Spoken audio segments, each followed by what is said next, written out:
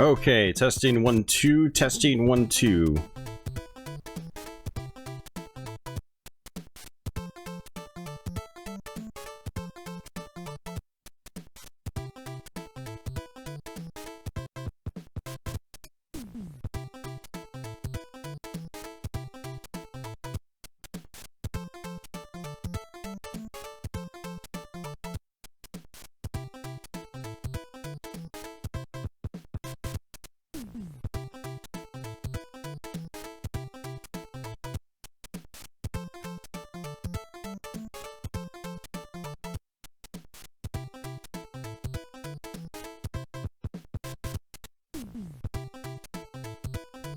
All systems go.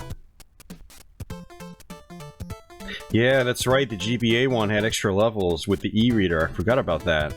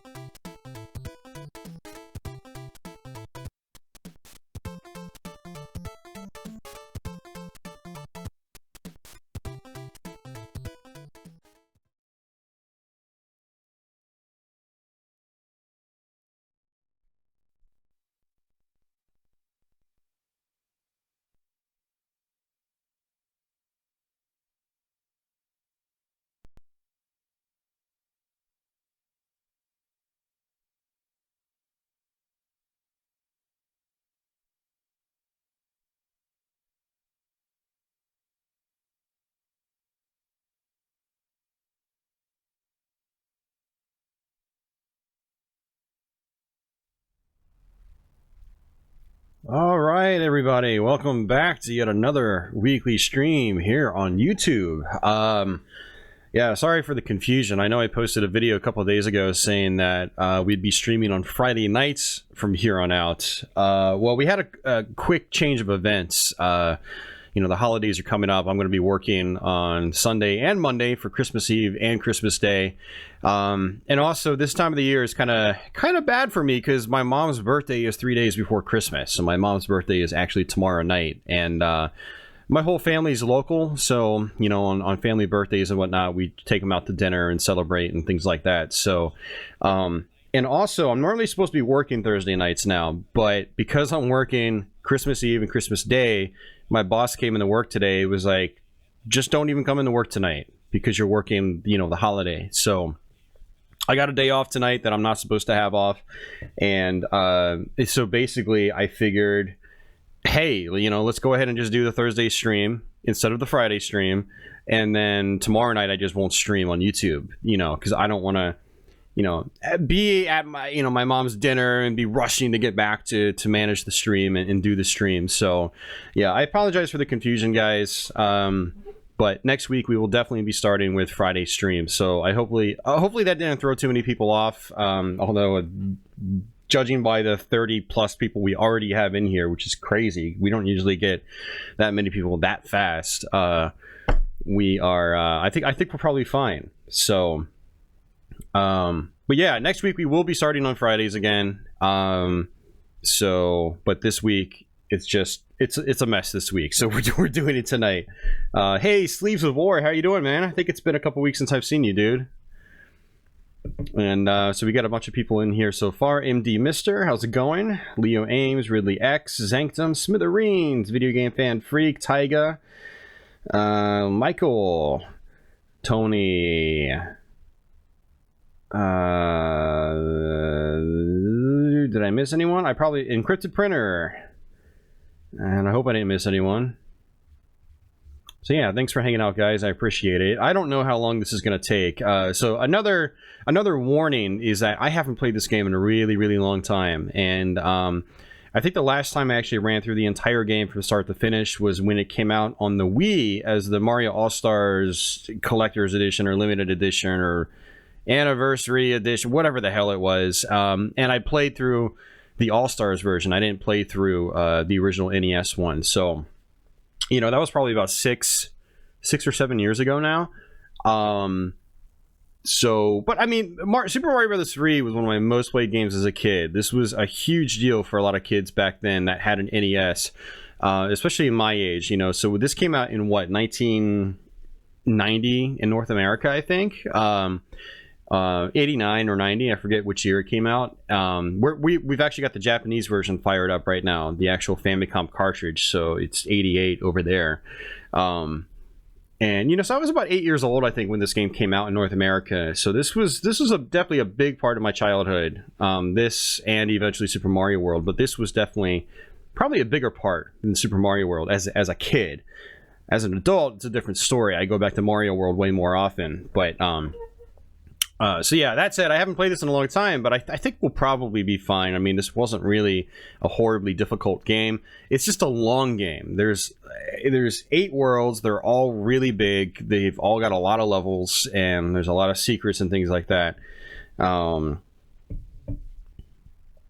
Yeah, no hints or tips, guys, please. Backseat driving is, you know, as much as it's appreciated, is one of my least favorite things as a streamer. So I like to just play the games and talk about them and hang out with you guys. And so no tips, please. I did actually look at GameFAQs before doing this, and I discovered quite a few things I didn't know about. There's some really neat tricks, and one of them is only in the Japanese version as well, which is kind of cool. So, but yeah, so with that said, let's go ahead and just jump right into it.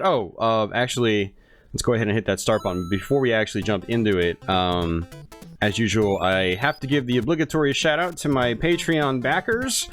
So no new backers this week, but thank you guys for your continued support. As usual, if anyone's interested in supporting my channel through Patreon, links are in the description box as always. Also, I'm going to fly by those super chatters. We actually had an awesome super chat turnout last week. Thank you guys on this list here for your direct patronage. You actually put me over the Google payout threshold. So I actually got paid out yesterday, actually, which was great. So like I said last week, your super chats are usually what puts me over the payout threshold. So you are helping me get paid on YouTube. Very small payments, but they are payments nonetheless, and that really helps me. So but thank you so much, guys. So here is Super Mario Bros. 3.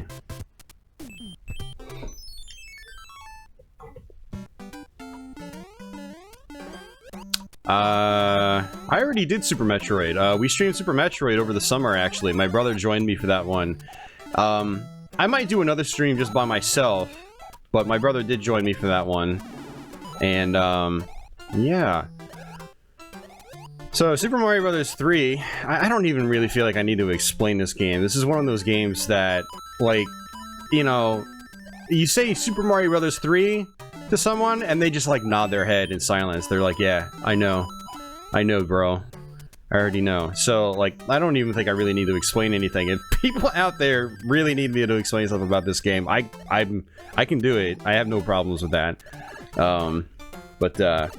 Yeah, probably the best power-up in this game, or one of the best power-ups, is the raccoon suit, which is what we've got right now. So this lets you fly as long as you've built up enough momentum. You notice there's a P meter on the bottom. That'll go up as long as you keep running without stopping. Stopping being literally stopping, or like running into a pipe or block or something like that. Yeah, so we're actually using the Japanese version of the game, and we're going to do a trick here to get some extra lives. I don't have the correct ROM on my power pack. It's the European version, and it's actually way too fast. And I was looking at a North American copy of the game, and I'm like, a cart only is like 20 or 30 bucks. Like, I can't justify that. So I was at a gaming convention over the summer, and there was a seller I knew, and he sold me a couple of Famicom carts, actually. One was Kirby's Adventure, and then the other was the Japanese version of Super Mario 3, and they were like, I think they were like 10 bucks a piece, and I was like, that's much more reasonable. So I figured if I ever did a Let's Play of this game or live streamed it, we would just do the Japanese version. Since I can't use it on my Power Pack, I mean, technically I could have just went and tried to track down, like, the, you know, the North American NTSC ROM, but I'm lazy. So I just went ahead and picked up the Famicom cart. Plus, I have an actual Famicom, so... and I don't have a flash card for the Famicom, so I thought it would be nice to actually maybe start building a small Famicom collection. I've got actually probably about 15 or 20 carts now, actually. Some really good games in there, too, surprisingly. Like Gradius 2 and Ninja Gaiden 3, or Ninja Ryukenden 3. And now Super Mario Bros. 3. Yeah, so if you can constantly hop on enemies without touching the ground, you'll start earning lots of extra lives, and this is one of the notorious parts for doing that. And I highly recommend doing this if you just don't want to have to deal with continuing later on. And there's going to be many, many, many more one-up opportunities as we go throughout the game. But I like to just knock it out right in the beginning whenever I play this game. We did this back in the day, too. I mean, this was... I don't think we ever did a playthrough without doing this back in the day.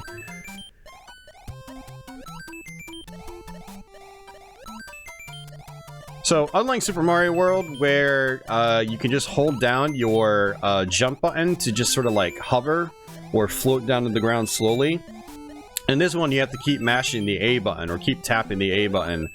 So, this does actually kind of wear out your hand after a little bit. And we're running low on time. That's okay. I might be able to run to the end without actually dying. Let's see.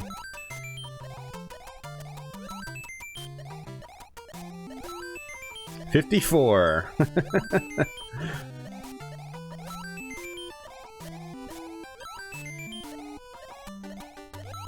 Nice. Nice. And I think 60 is enough. What do you guys say?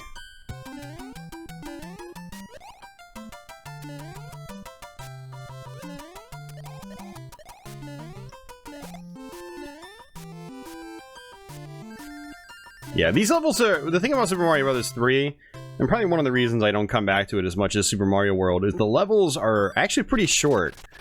They didn't feel that way as a kid, but in hindsight, they are pretty short.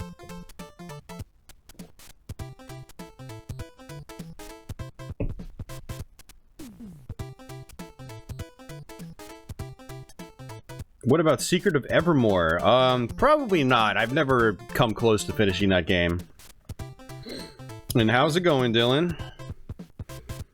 Yeah, Collector Famicom is great. Yeah, Famicom games are absolutely cheaper than North American ones, so... Yeah, so I think this level actually has... Jeez, I don't even remember. See, one of the other great things about the raccoon suit is that you can smack blocks with your tail, kind of like this. A long play of a good old RPG. Well, there's a reason I don't do long plays of RPGs. They take way too long. And now, I have thought about trying to run some live streams of RPGs, but like a dedicated, you know, Let's Play or something like that will never happen. It's just not worth my time, honestly. Because once I start doing multi-part Let's Plays, like, people tune out after the first episode. And then, especially for an RPG that's going to be 10, 20, 30 hours long, I'm going to have 15 episodes.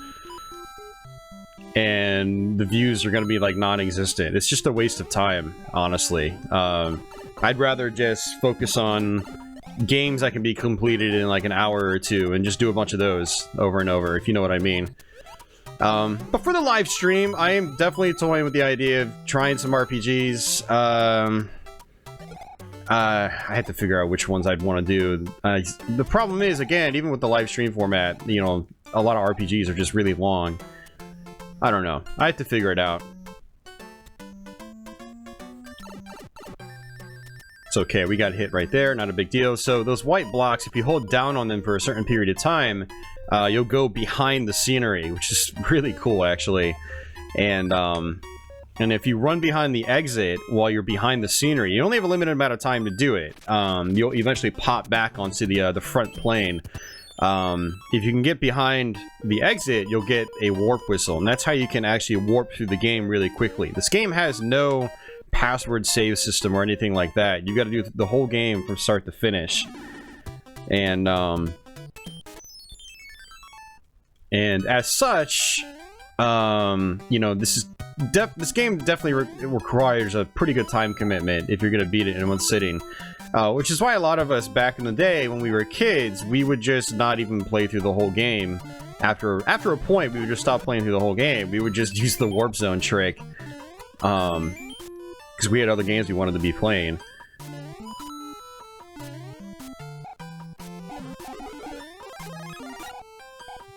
So this first world is, you know, I'm pretty comfortable with the first world. It's, you know, even though I don't revisit this game that often, when I do revisit it, I have to play through the first world, so I'm still the most familiar with this.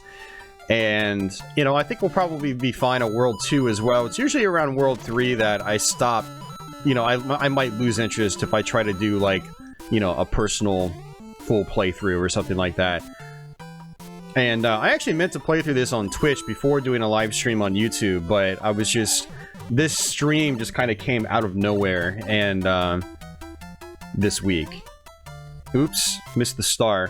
So if you do if you're running and you hit, you know, the corner of that box, you'll get a star pretty much guaranteed every time. But you've got to be at your full power speed, or full power meter speed. And this is a bonus game here. You try to match up the images. And I forget the timing on these. Got it. Got it. Nice. Very good.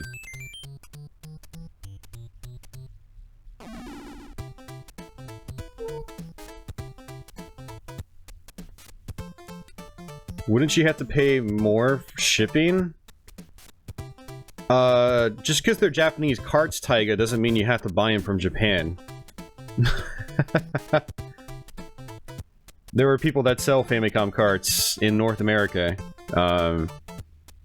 And even if you had to pay shipping, which you do if you buy them from Japan or anywhere, you have to pay shipping wherever you buy them from.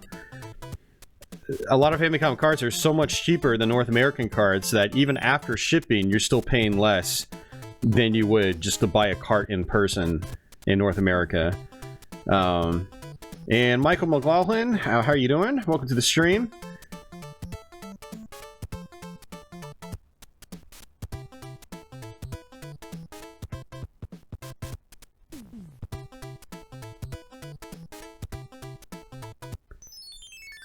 You always stopped at level 5. You couldn't stand the other levels. I actually kind of want to... Actually, no, I think there's a raccoon tail at the end. So, I mean, this is a pretty, I'd say, famous secret as well.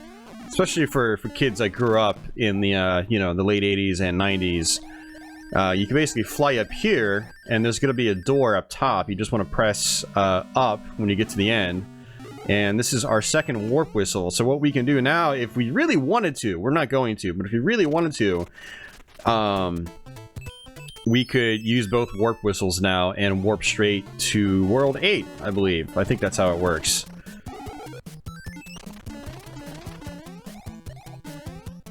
Yeah, any gaming convention you go to is gonna have sellers that have... Yeah, the wizard.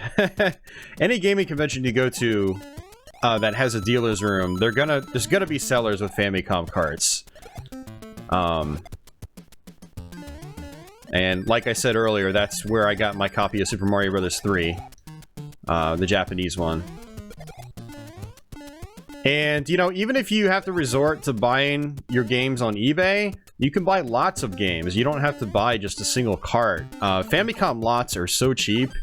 It's really kind of crazy how cheap you can get certain Famicom games, especially in bundles. I mean, I bought from someone on a forum, actually. Granted, this was a forum, but sometimes you get good deals there. I bought an AV modded Famicom. It came with like a stack of like 15 games. One of the games was Gradius 2. One of them was the Japanese Ninja Gaiden 3. I got a bunch of like the early Famicom arcade ports, like Mario Brothers and Popeye. I think one of the Donkey Kongs was probably in there. The Japanese TMNT 3. Which is technically just TMNT 2, because our TMNT 1 I don't think was even released in Japan, not as a TMNT game. I mean, so that was big right there. The US version of that is just, you know, really going up in price. And I got some other, like, really worthwhile games. And it was like 100 and... I don't even think it was 150 bucks. And I got the Japanese equivalent of the NES Advantage. Yeah, so AV modded Famicom system in good shape. I mean, just getting someone to AV mod a Famicom will cost you money. So it just goes to show, like, kind of how cheap the Famicom stuff can be. I mean, if you just want to play, you might do yourself well just to get a Famicom, instead of, you know, collecting NES now. Well, I mean, unless you're like me, when you generally just go to the flash cart route. But I've always wanted a Famicom. I've always wanted to have one in my collection, so...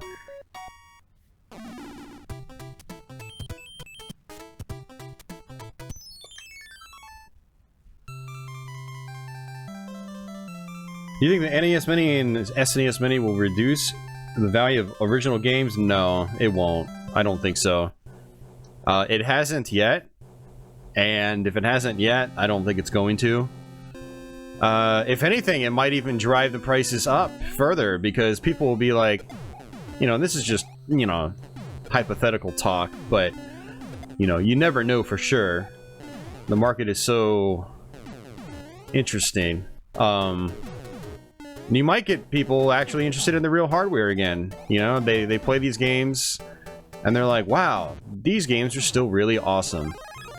Let me go track down the original system so I can have more games that aren't on this device, you know?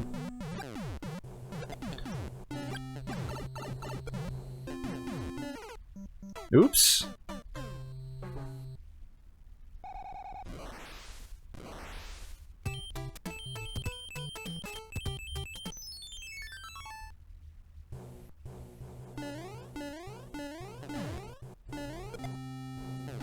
Yeah, there's always exception sleeves. I mean, you're gonna have games in Japanese and yada yada yada. But I mean, something like Super Mario Brothers 3, yeah, there's a little bit of text in the game if you really have to know or follow this riveting, gripping story. But yeah, a lot of the greats on NES, aside from like the RPGs and the action adventure games, like say Legend of Zelda. Oops. You're gonna wanna... I mean, you're not gonna really need to know Japanese for a lot of the, you know, the 8-bit titles from back in the day. Which is a bonus. But it's... basically all I'm saying is it's a cheaper alternative to collecting US carts. So, if you just want to play the game, you don't really care much about the language, the Japanese versions are going to be considerably cheaper. Myself, I mean, you know, I've talked about this a lot, but I really don't see any reason not to have a flash cart these days. You have the benefit of emulation ROMs, basically, just having the entire library in one area, but with using original hardware. You're using the original NES, you're using the original controller. It's the best of both worlds. You're playing it on an old TV. Or if you have an RGB modded system, you know, you might have it upscaled or something.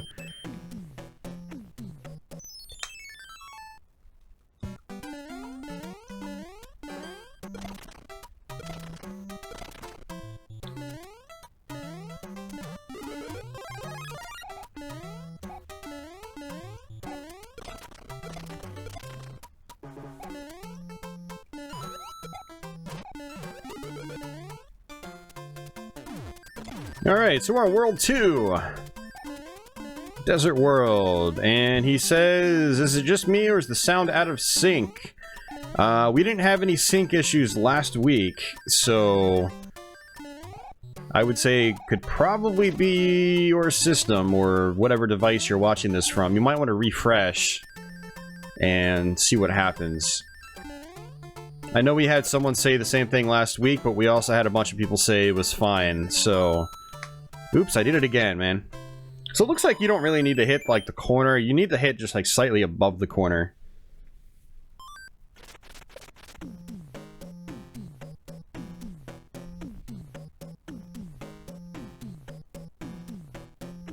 Well, that's cool, Rating Lord. I like that extra challenge. Because, you know, the old Super Mario Brothers games, aside from, you know, the Japanese-only Mario 2, they're not really hard games. I mean, some of them have challenging moments, like, you know, like the Star Road on Super Mario World, but for the most part, they're pretty simple games, for people at least that have been gaming for a long time. So, I don't mind the added challenge.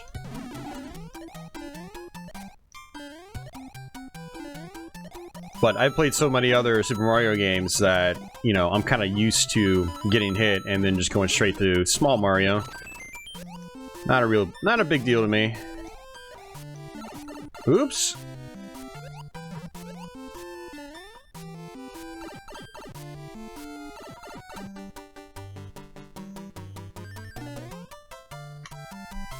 Yeah, just a little above the corner is what you want to do.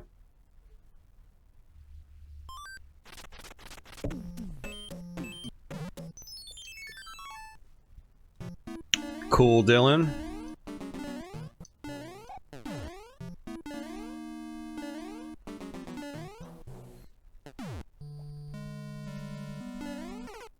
Oops. Oh, I thought he was going to stay up there a little bit longer. That was my fault. So you also have an inventory. You can press B to bring that up. And so what I'm going to do is just go ahead and use a star. And just bolt through this first section really fast. Unfortunately, your star doesn't last very long in this game.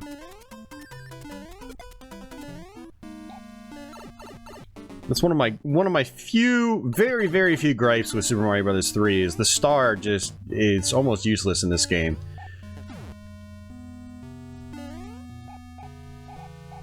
And this is where the ghosts... Hey. That's not fair. But yeah, the ghosts appear, and if you face them, they won't come after you, but if you turn around, they do. So these guys were basically created in Super Mario Bros. 3. A lot of people are familiar with them from Super Mario World, but they first appeared in this game.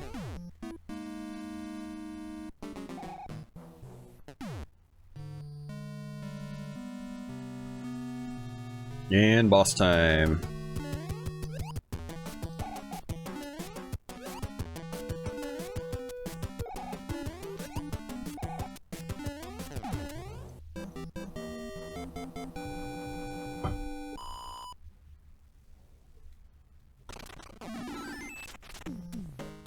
Do I believe in Polybius? No, I do not. It's a fun story, but I highly doubt it ever existed.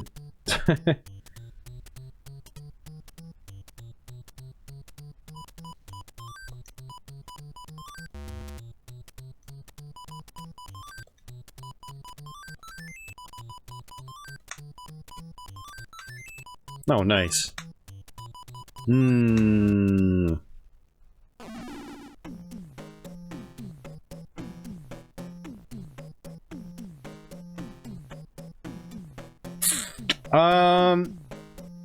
He means AV, Angry Video Game Nerd, Leo. Oh, okay, cool, Michael. I'm glad you got it figured out. Dylan, I saw those comments. I don't reply to every comment, dude. So please don't ask me to reply to comments.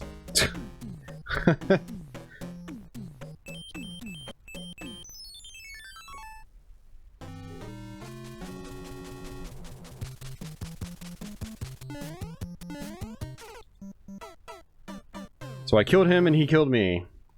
But yeah, the star speed, it does actually feel like you could be a little bit faster at your top speed with the star.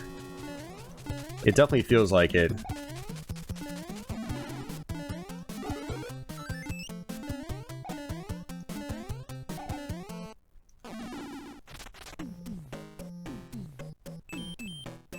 Actually, what I can do is come over here.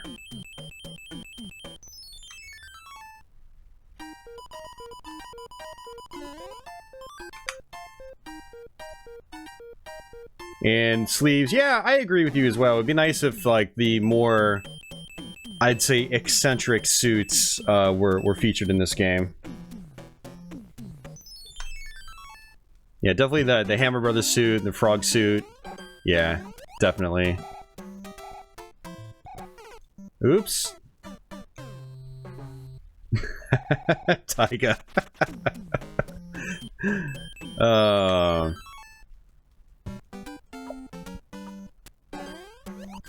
Yeah, trust me, Dylan, I monitor my comments every single day. And, many times, multiple times a day.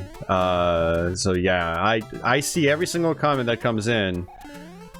But, you know, I don't respond to every single one, so... I appreciate all comments, but unless there's, like, something, you know, I can really add, you know, sometimes I just don't respond to them. I see him, I appreciate him, and thank you for watching, and thanks for commenting. But it's just how it is, so sorry if I don't respond to every comment. And I'm just gonna go down here. Yeah, I know you're not trying to be a troll, Dylan. You said the exact same thing on last week's stream, so... don't overthink it, man.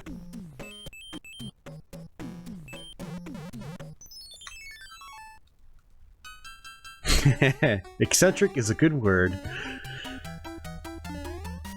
So this is the level where the sun starts coming down and attacking you, and I meant to jump. You have to jump through that tornado.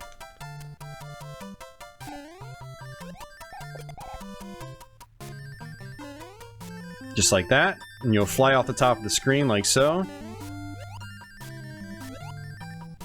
And if you've got certain things, you can knock the sun out. Ooh, that was close.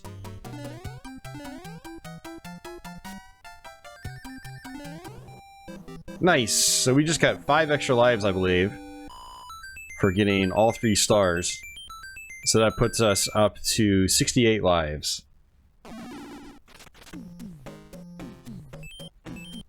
Yeah, it actually feels pretty good playing this game again. You know, like I said, I was going to practice it on Twitch, but I just did not have the time. I've been practicing for other Let's Plays. I've been playing a lot of Sega Genesis, actually, these last couple weeks in particular. And so I was just like, man, you know, I'm probably just... without practicing this game, you know, I think I'll be fine in a YouTube live stream, so... I was like, I think I'll be fine. Oops, I messed that up. So you want to actually knock the shell over this way to hit that question block.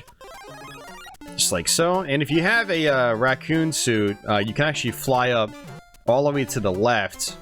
So over here, you notice there's a block in the top left.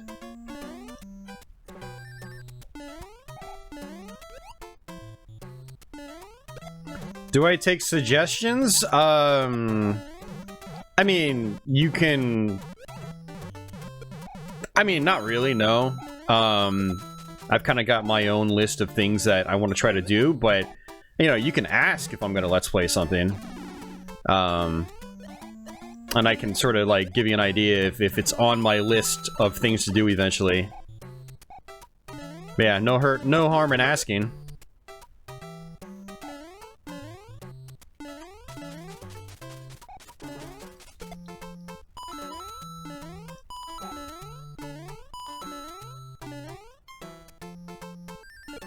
Whoa, that was close. I didn't see him coming.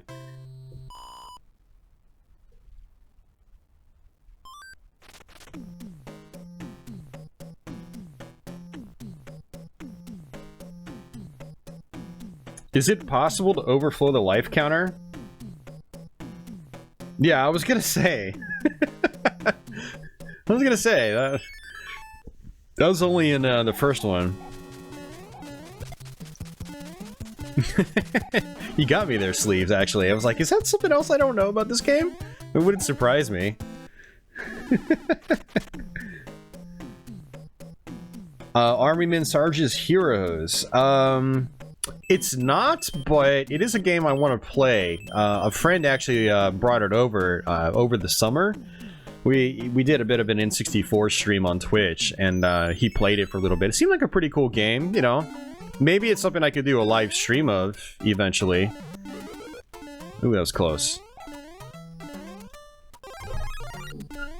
But yeah, no guarantees on that, but, you know, like I said, it is something I do want to play eventually, so, that could be live stream material for sure. But we'll see.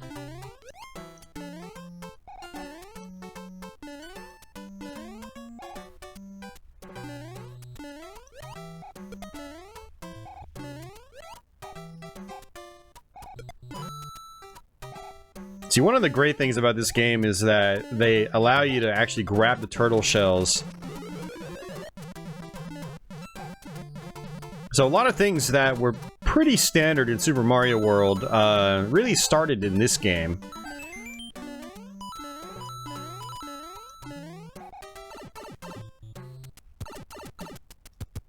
San Francisco Rush seems up my alley. Yeah, I like Rush. I want to get 2049 on the Dreamcast again, actually.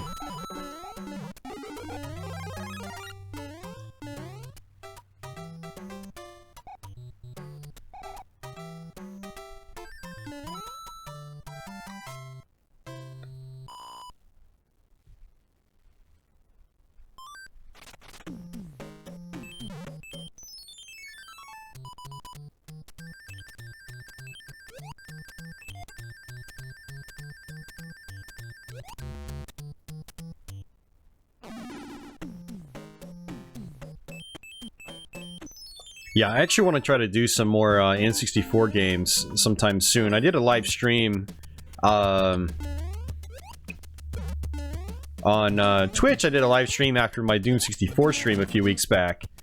And so I ended up playing games like Star Soldier, Vanishing Earth, Star Fox 64, Sin and Punishment. So those are some games that I'd like to do Let's Plays on eventually.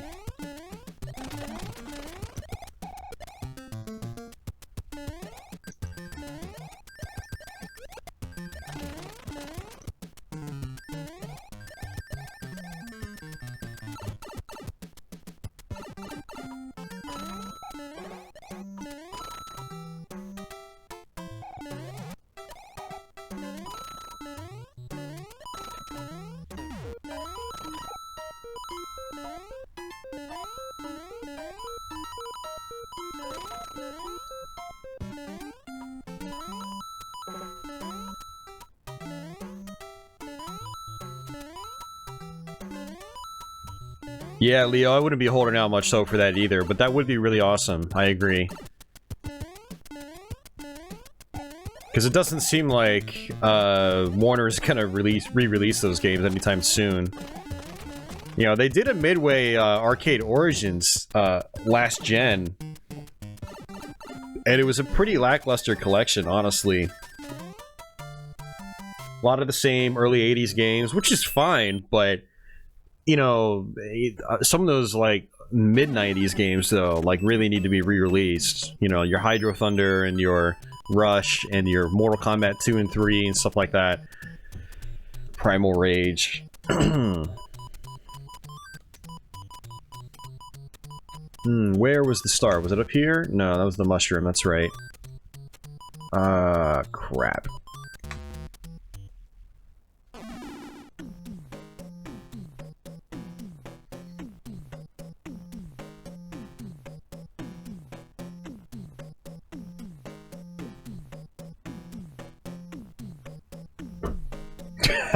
Contra. Oh, man.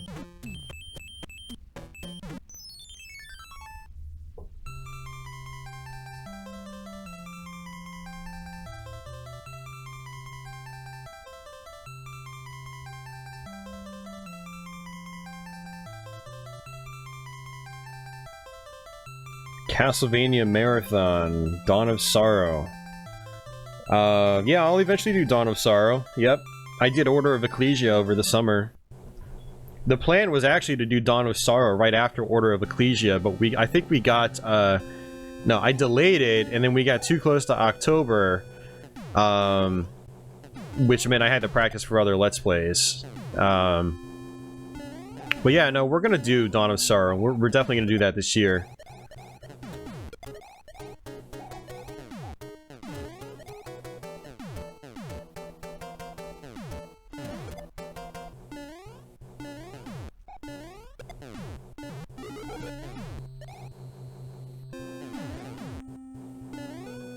I kind of wanted the Fire Flower, but nah, I'm like, eh. I feel like I have more platforming control with the raccoon suit.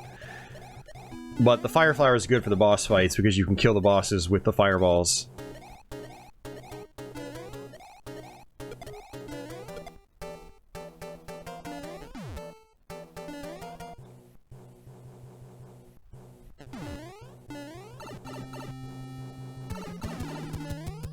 Hey, thanks, Algo. I appreciate it.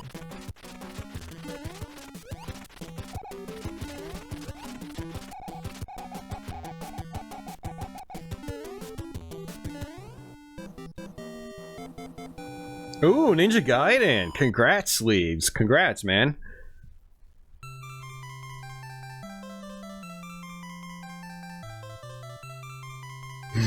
F-Zero says hi.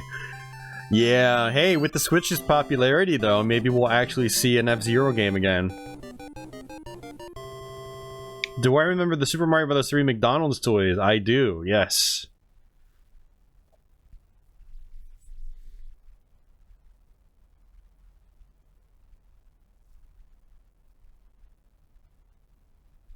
Was Wizard of War too fast in Midway Arcade Treasures 2? I don't remember that.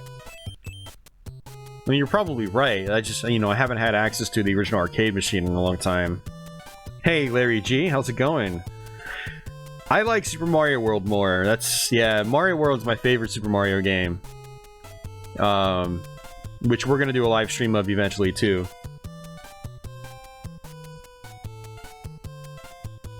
Yeah, Ninja Gaiden's really hard, Sleeves, but, you know, once you know what to do, you can just tear right through that game.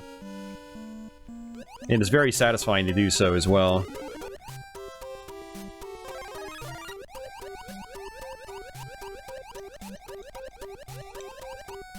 Everything in Moonspeak. We're playing the Japanese version of the game.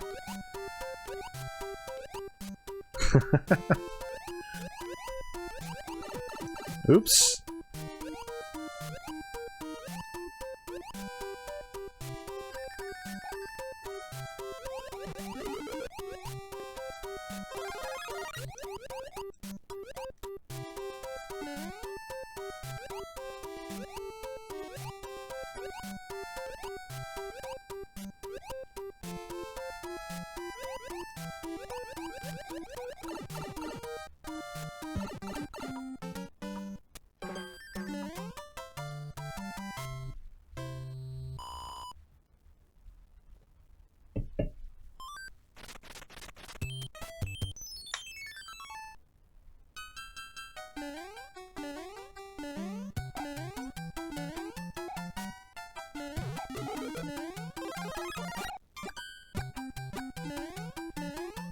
I wonder if that's gonna spawn back. Let's find out.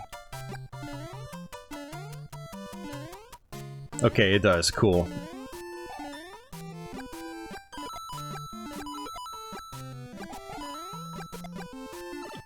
Oops. Damn cheap cheeps.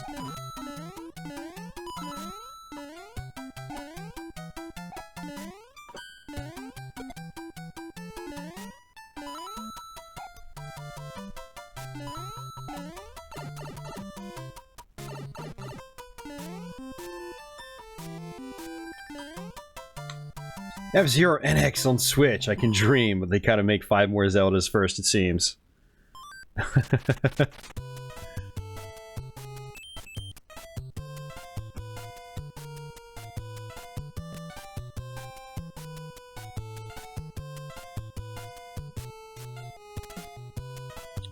It was a joint venture between Sega and Nintendo. Yeah, it was a collaboration.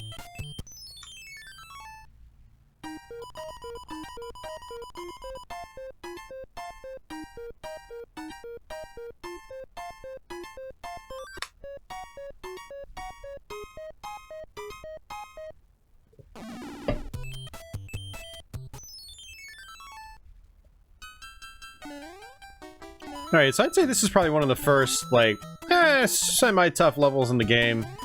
Because you've got, these guys that can pretty much just eat you in one hit, regardless of what size you are. So you gotta watch out for them. This level used to give us problems as, kids. I mean, I don't think it's gonna be too much of an issue right now, but you have to watch out for them. And you gotta watch out for these things, too. Ooh, the white blocks appear, too. So the white block you can actually pick up. And, I think they'll disintegrate in your hands if you hold on to them for too long.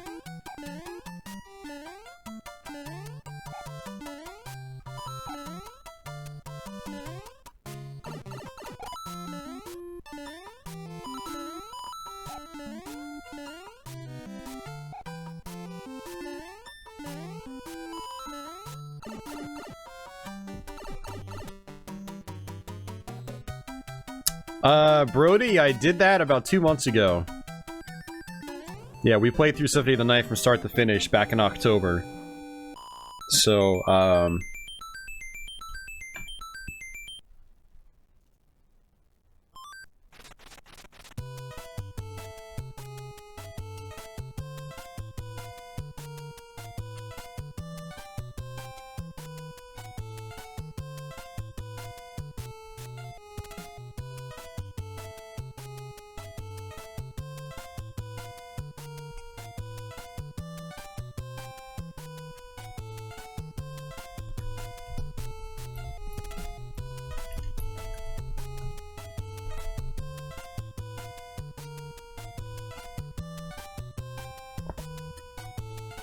yeah, so that's the Symphony of the Night stream for anyone that is interested in, you know, if you need to add it to a watch later list or something and check it out at another time.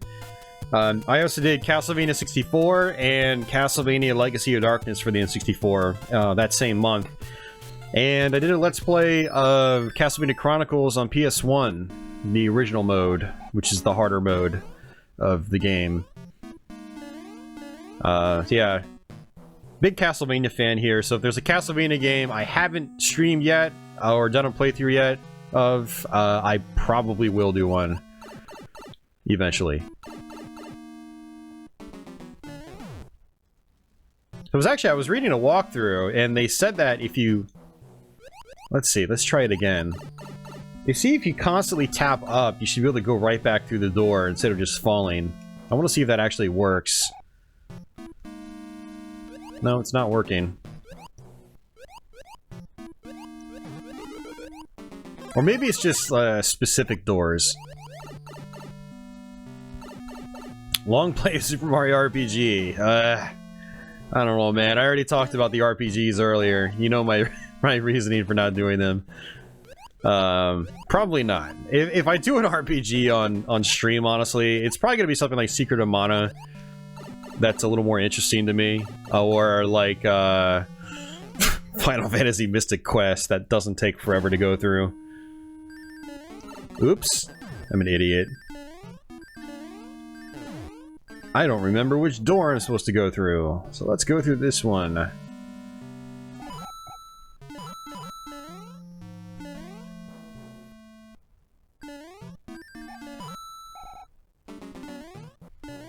Yeah, it seems like it might be something that's frame perfect.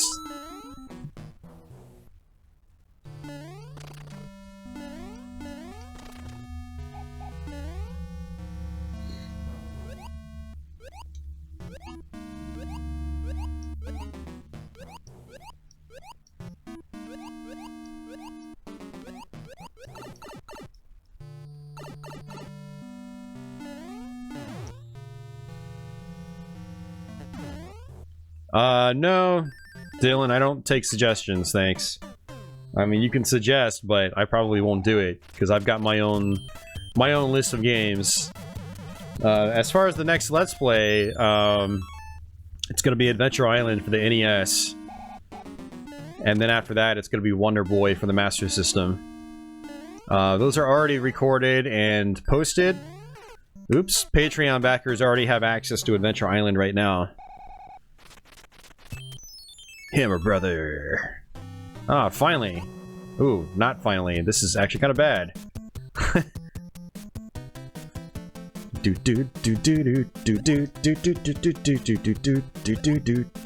I am stuck in water and moving real slow. Yeah, yeah. Oh man, I don't think I've ever hit a Hammer Brother on this part because whew, that's rough. Having to do it while you're wading in water.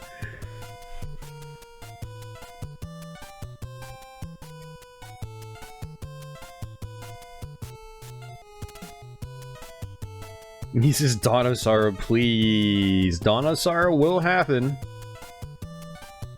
It will happen. Yeah, point and clicks usually aren't my... Well, I mean, it's not that I don't like point and clicks, it's just that I haven't actually finished. I'm trying to think of, like... Especially old, like, Lucasfilm and Sierra type point and clicks. I don't think I finished a single one, to be honest with you. I like them, but I also don't usually cover games that I'm not really good at, if you know what I mean. So, like, point and click games, you probably won't ever see me cover unless I happen to, like, finish them. You know, if I can finish one, then I'll be happy to stream it or do a Let's Play here. And Day of the Tentacle is one I wouldn't mind playing. I know a lot of people like that game.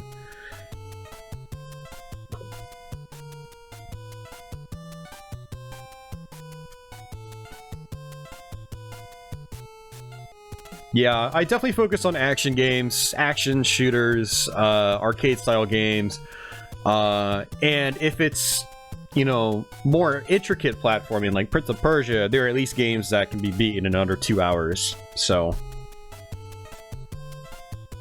in Cryptic Printer, I did beat Adventure Island, yeah.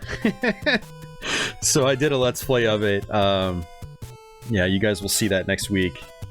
Hey, Sea Snake, how's it going, man?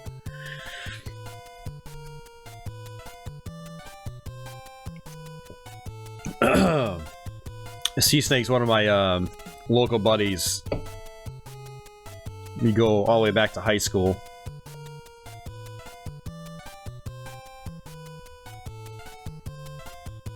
Little Nemo the Dream Master. Yeah, I've never actually finished that, but that the jukes are real. Good job. You think you'll do any of the later Wonder Boy Monster World games? I will eventually, yeah, definitely. Wonder Boy 3 Dragon's Trap on Master System will be a live stream for sure, eventually. And I'm actually not too familiar with, like, the Genesis action-adventure ones, so I need to try them sometime, and then I hope to eventually beat them for the first time.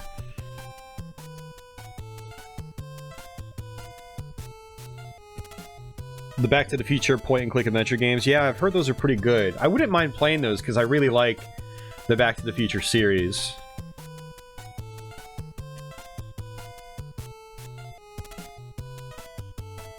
Adventure Long Play Game 1. Yeah, that's a good idea, Leo. I'd like to do that. Game 1 is easy. I mean, that'll only take like 5 minutes.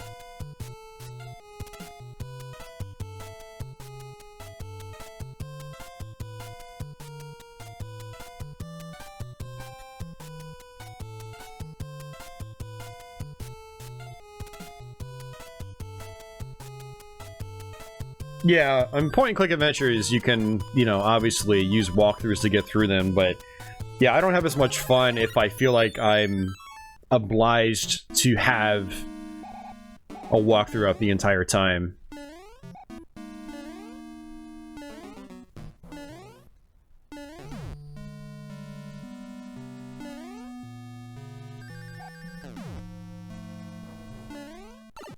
Ah, man, those guys...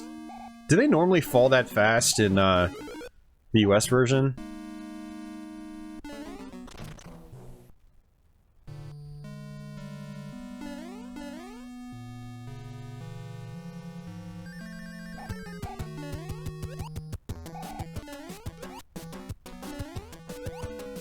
I mean, I'm glad, like, you know, they're a little bit of a challenge, because, you know, a lot of these Super Mario Brothers games, I usually just kind of sleepwalk my way through.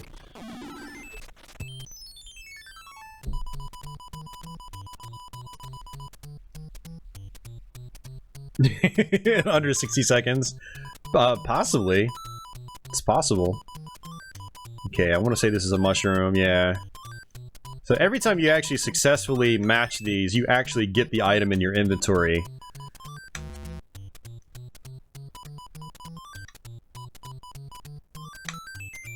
Nice. Good deal.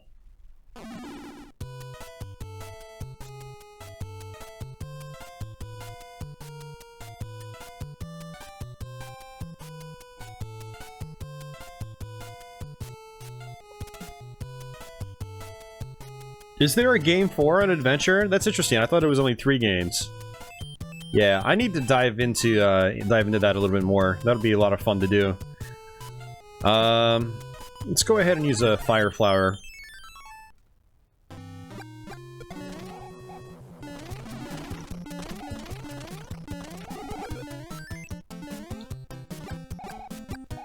Codename Viper. Hey, Reality. How's it going, man?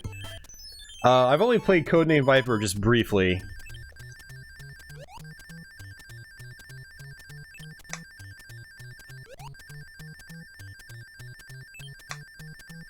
Too early, I think.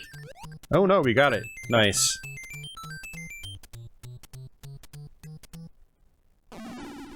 Hey, Ixie?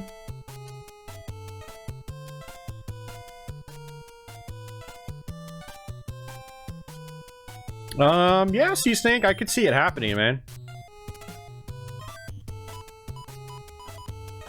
So you can actually use hammers in your inventory to, bust open blocks.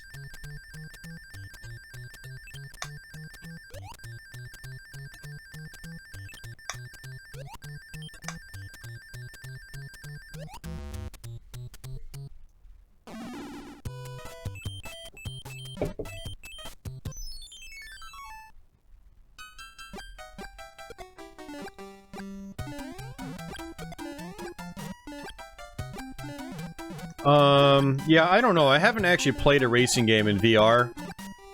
It's something I need to try. But I'd imagine, the nausea and whatnot wouldn't really be an issue, because you're stuck in a cockpit.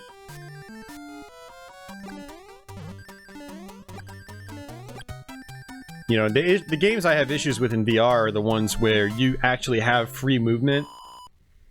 Like, a Dreadhouse is a good example. It's a first-person horror game.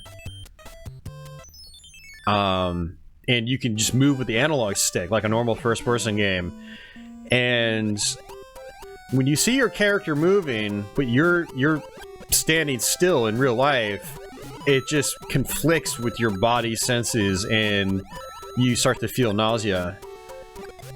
But if it's a driving game, I don't think it's going to cause that effect, because, you know, when you're driving in a vehicle of some kind, you're sitting still, just like you'd be sitting still inside your VR headset. So yeah, I really want to give a racing game a try in VR, just to see for myself.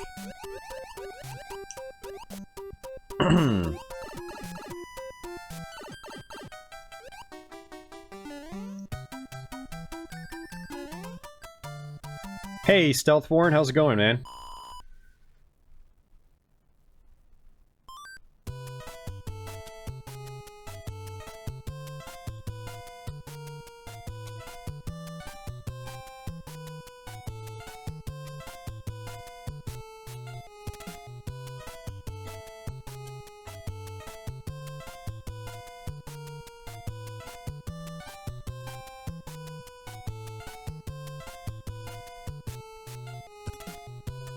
I have played some Actually, I've played very few Spider-Man games, come to think of it.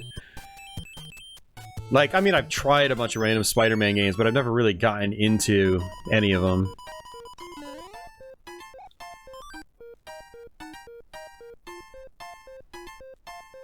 Then we get the frog costume, which is actually pretty handy if you're in underwater levels.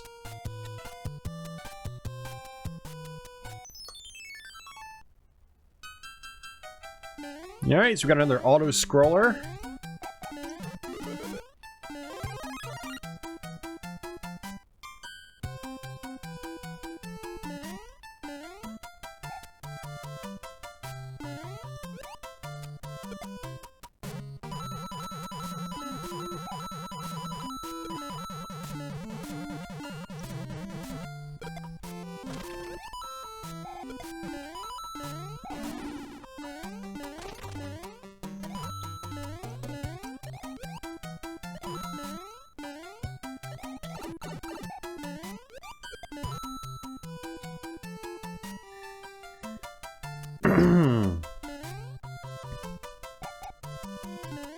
Yeah, we're playing the Japanese version.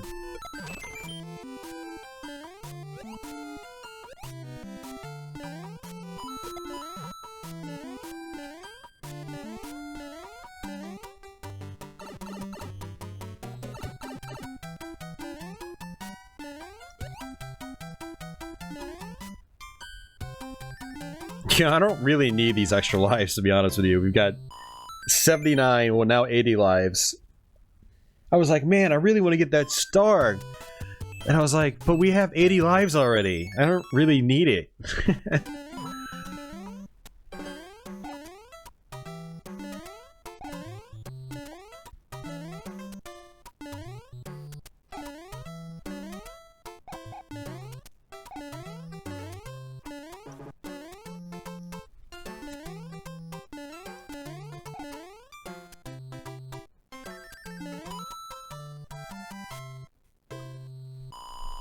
RPGs, hidden I don't have any hidden gems, sorry. I don't play a lot of RPGs, actually. I played RPGs back in the day.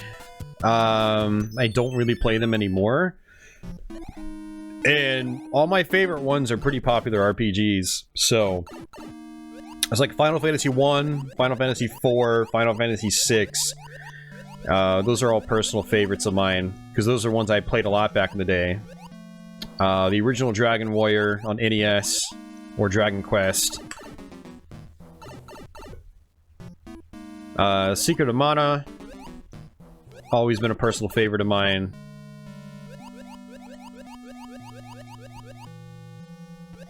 If you're talking like action RPGs and stuff like that, yeah, Secret of Mana, Diablo on the PC, the original Diablo. And in recent years, Xenoblade Chronicles on the Wii.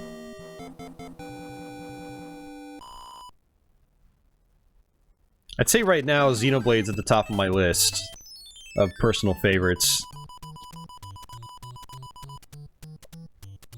Hey, Brandon, Michael Magger, what's going on, dude?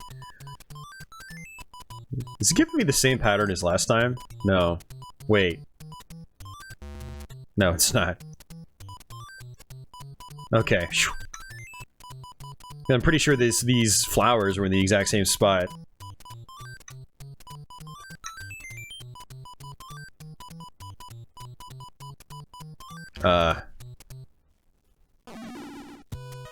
Mario Galaxy in VR. Yeah, I don't know. I don't feel that like third person platformers and things like that really work well in VR. I've played Super Lucky's Tale on my Oculus Rift, and I was like, it just doesn't. The effect isn't grabbing me. What are the differences between US and Japanese Mario 3? The big difference is that if you have a costume and you take a hit, you'll go immediately to small Mario instead of just losing the costume and staying big. That's probably the biggest difference, biggest change.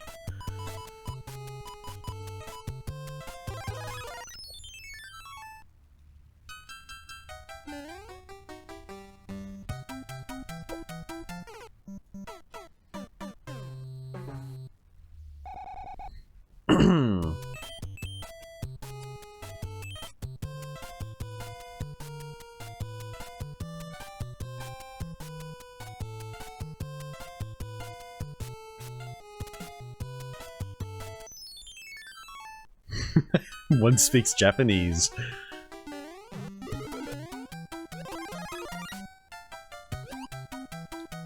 Oh man, come on.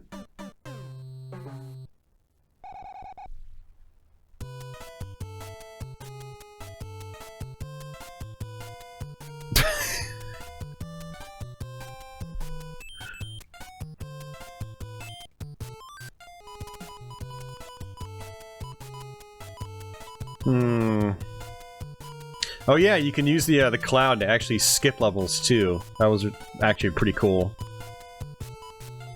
I'm trying to figure out what I'm going to do here.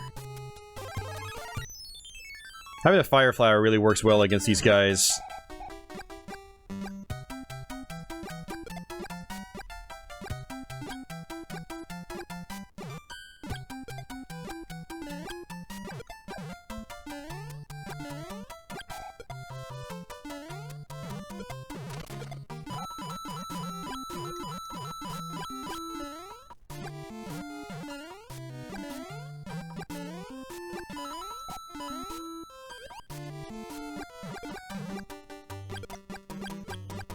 Man, you go deep on this level.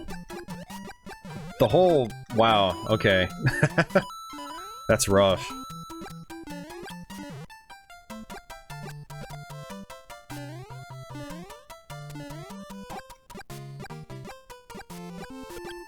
Hagani, why is it so rare?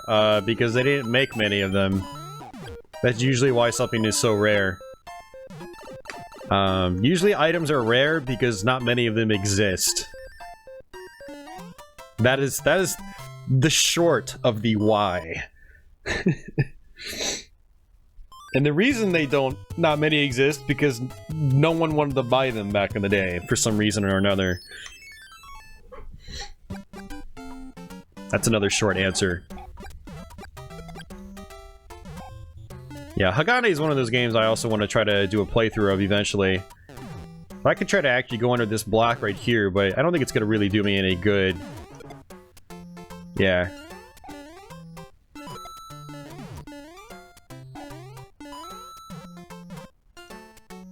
And then, yeah, we just popped back out.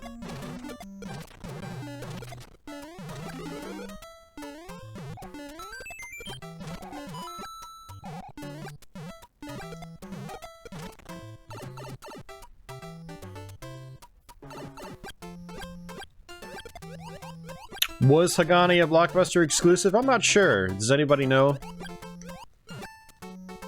I personally don't remember ever seeing it for sale back in the day. It's possible it might have been an exclusive.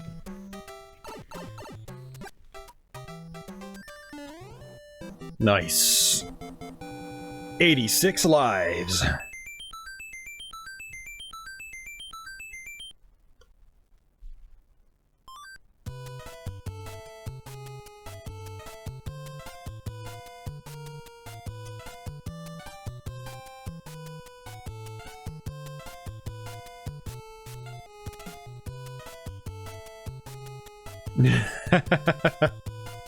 The banhammer, yeah.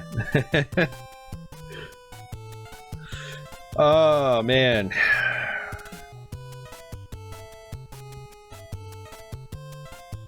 Yeah, the Japanese cover art of this game is much busier, and it is kind of cool. I was kind of torn on whether I should use the North American art for my thumbnail or the Japanese one. I ultimately went with the US one. And I had to chop Mario out and put him up to the right just to get him to show. Because I know people in North America are nostalgic about this cover. Hey, Meat Pill.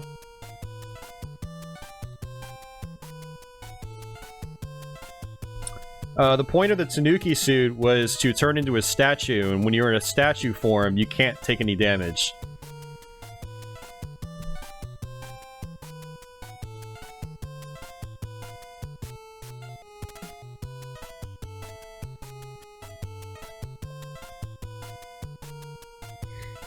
Yeah, and apparently in the Japanese version, if you see one of the enemies that's in a boot, if you have the Tanuki statue, if you try to land inside the boot, but turn into a stone statue right before you land in it, you'll turn gray and you won't be able to be touched for the rest of the level. So I kind of want to try that later on. And that was apparently chopped out of the North American version.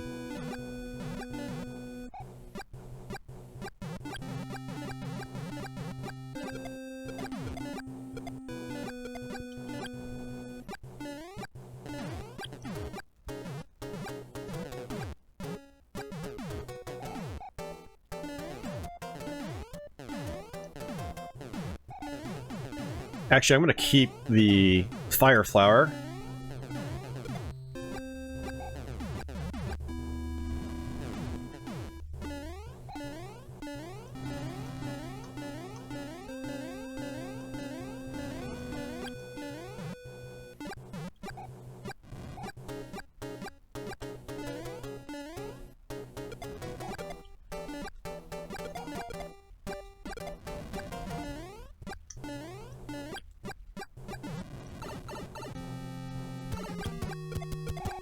Diablo 1 on hardcore. No thanks.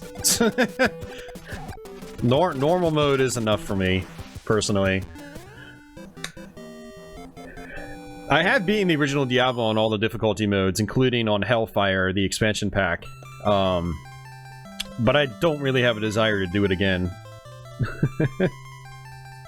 Yeah, Reality, right? It's good box art.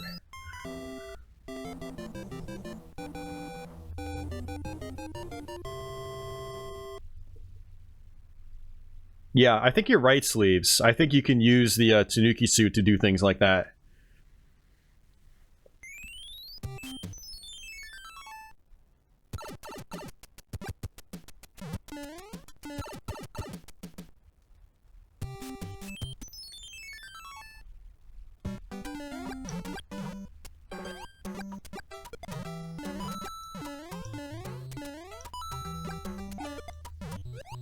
The Big World was probably my my favorite as a kid. I think it was a favorite for a lot of us, because we hadn't really seen anything like this in a game before, or not to this extent. Like we saw, you know, Chip and Dale. You know, you were technically smaller than everything around you, so that was neat. But this took existing elements and just made them huge.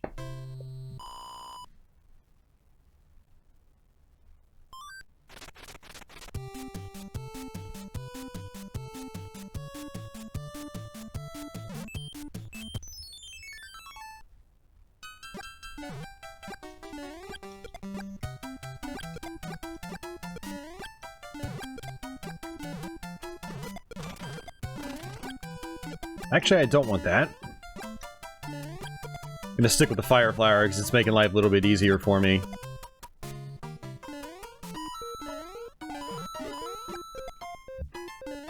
Aww. Aww, double aw. Ah.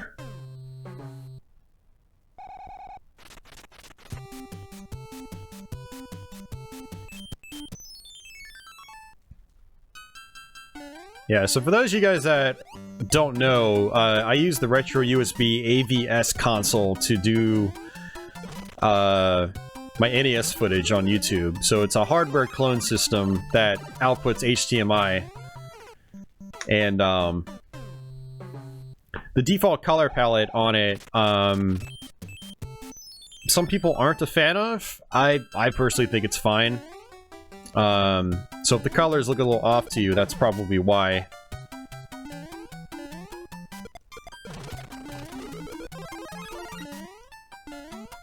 Hey, Sinful, how's it going, man? What the hell am I doing?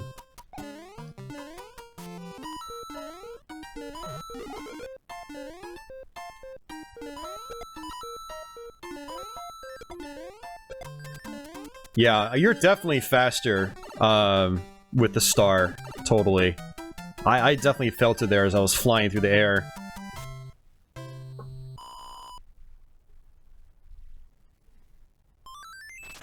Sinful likes ice physics. He likes that lack of control in games. You would like Adventure Island, Sinful. It's got plenty of ice levels.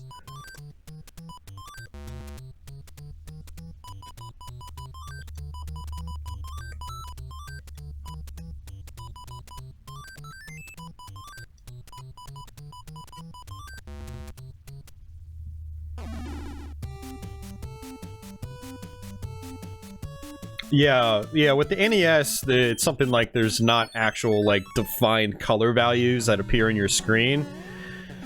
So colors would appear, sort of different, like, from display to display. My Life in Gaming has done several videos on it, so I highly recommend checking them out, if you want more information on that. New Mario game on Switch isn't great.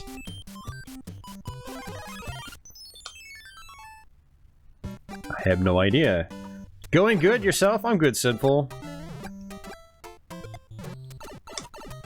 Got an extra day off this week. I was supposed to work tonight, but I came into work, or not came into work. On my way out from work this morning, my boss was like, "Don't come into work tonight, because you're working the holidays." I'm working Christmas Eve and Christmas Day, so let's skip that. Oops. Gotta be careful with this platforming, man.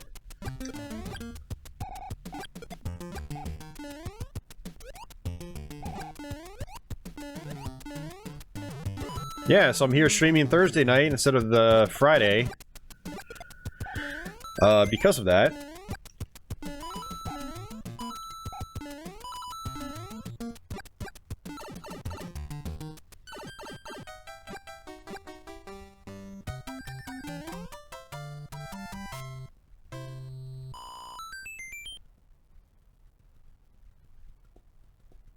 Yeah, and the sky is absolutely bright blue, Leo, if I played on my old CRT.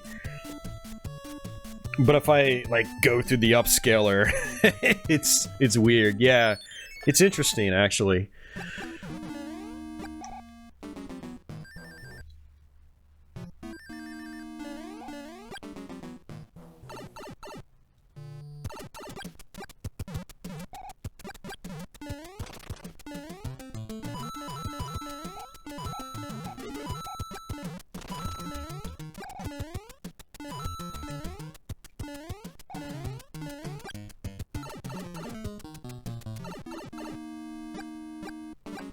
What's the best at Adventure Island to start with, 2 or 3?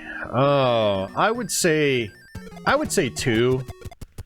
I think 3 is a little bit easier, but I don't know. Adventure Island 2 might be the better one to start with.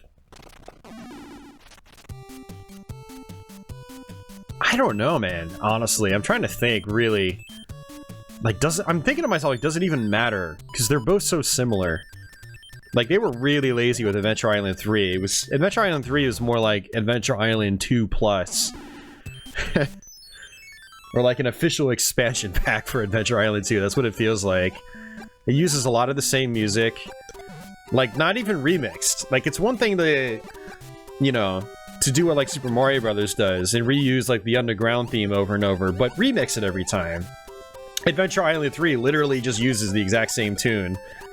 No variation. A lot of the art assets are the same, with just some random minor new additions. Same with the enemies. Hey, Sleeves, dude! Thank you for your patronage, sir. Since you're working on Christmas, here's a little bonus. Thanks, man. I really appreciate it, dude.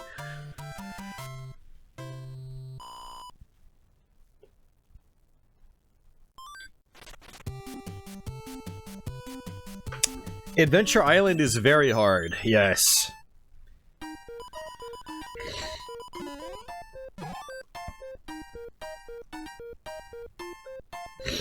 Yeah, we had Adventure Island 3 in the NES for a little while, so Brandon, I could see you having played that.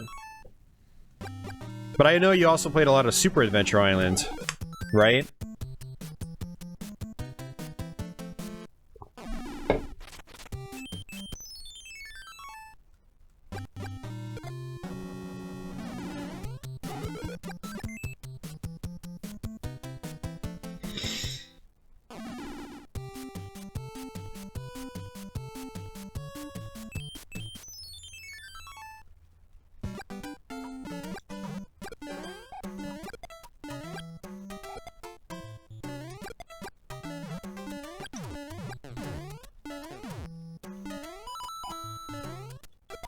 Ooh, that's right! They've got glowing bullet bills that can go back and forth. I totally forgot about that. That's probably a leaf up there. No, it's not floating down.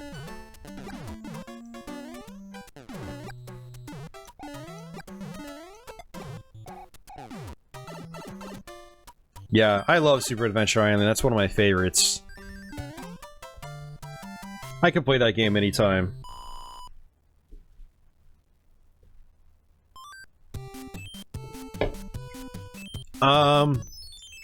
Yeah, I really don't even need to be playing these games. I don't need the lives.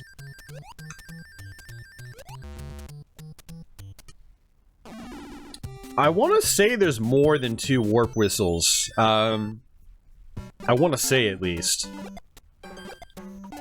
I'm sure expert players have probably shown that there's more.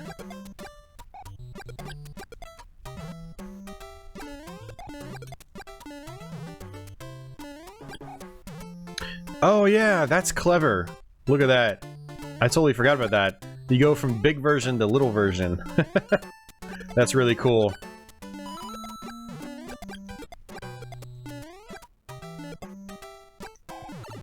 Oops.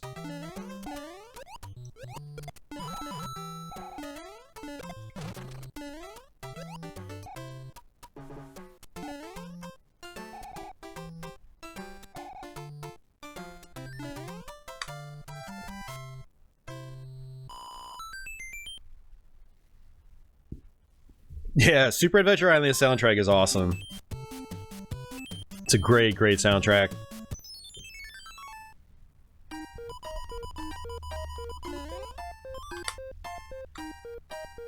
Yeah, I think you're right. I vaguely remember there being a warp whistle you could get that was accessed on the actual world map itself.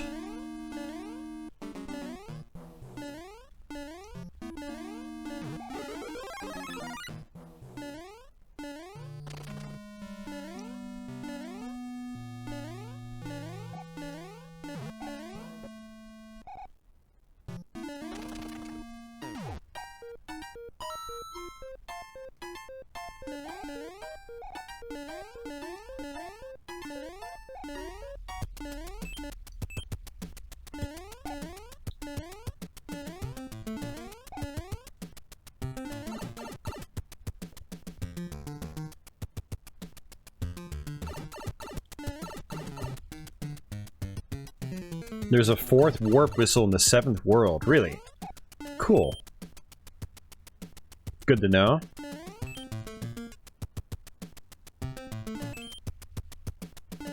Yeah, this level right here is actually very similar to a later level in World 7.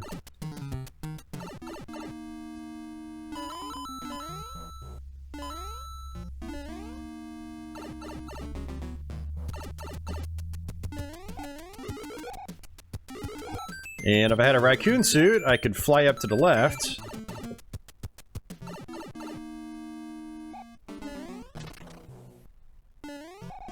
So there is no 4th warp whistle.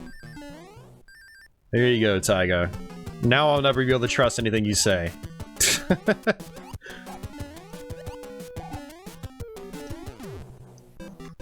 The next time you actually give a legitimately good tip, I'm gonna be like, no, I don't believe it.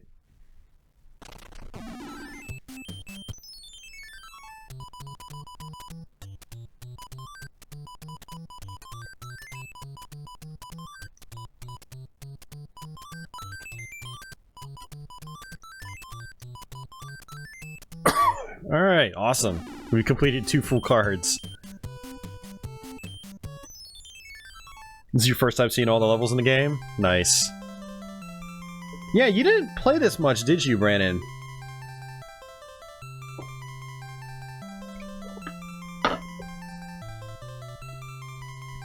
Because my brother's 4 years younger than me, so I played this game when I was 8 years old, so he was only 4.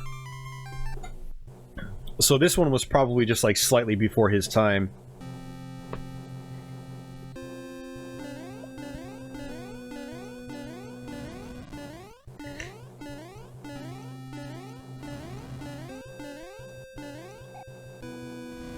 So X977 says there's another warp whistle in the Japanese one. on World 5-1.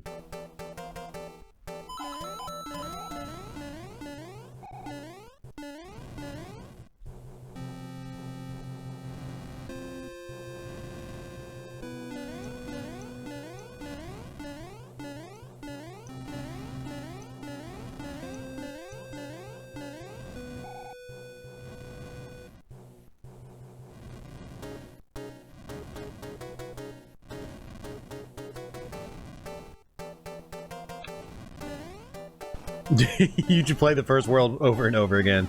Nice.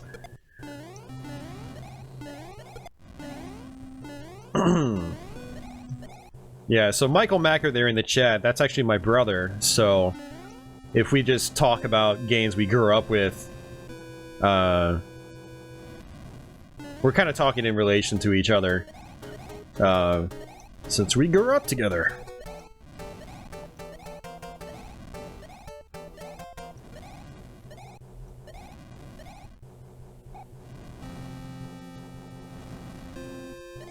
See, Taiga, he's saying in the Japanese version it's a warp whistle, and in the international releases they changed it. So, are you saying it's not a warp whistle in the Japanese one? I'm just curious.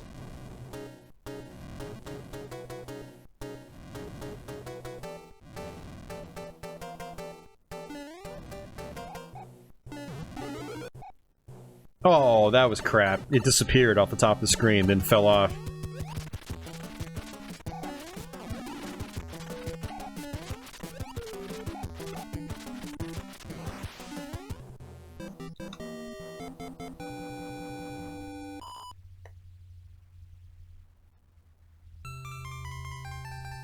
No worries, X977. Don't worry about it.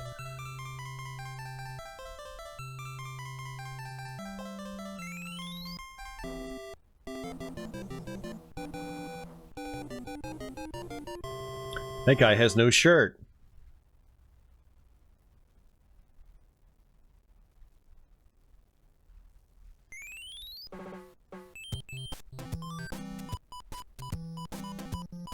Oh, this is the one where you go up into the clouds. That's right. I remember that. Well, I don't actually have... Are you serious? I don't have any leaves. Okay. I guess we're gonna use a P-Wing then.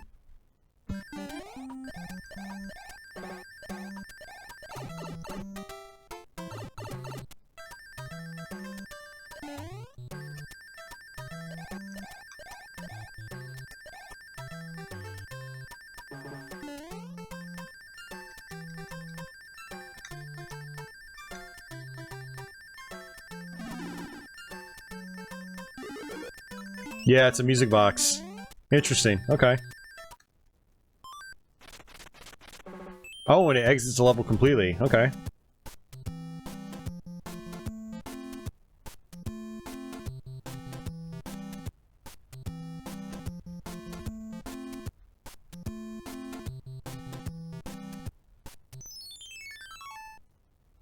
Yeah, I know Raiden Lord.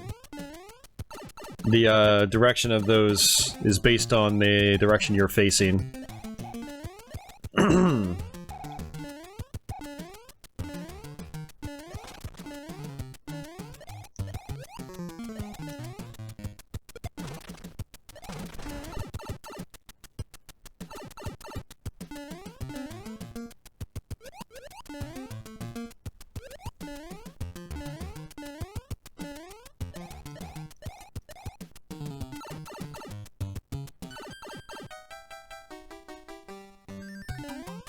Yeah, so you guys can probably tell I'm not really, like, spending my time grabbing the coin blocks and things like that. Mainly because this game is really, really long, and we're an hour and 40 minutes into this, and, you know, a little over halfway through the game, but we still have a long way to go, too. There's a Tanuki suit.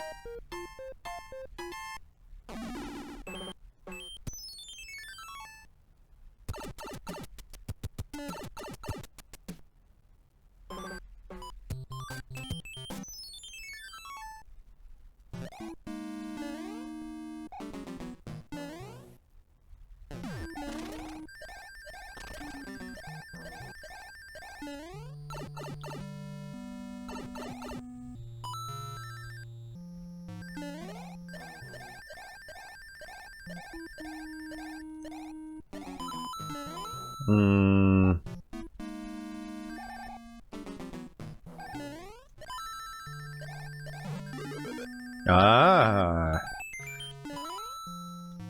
I thought maybe there would have been an exit or something. Alright.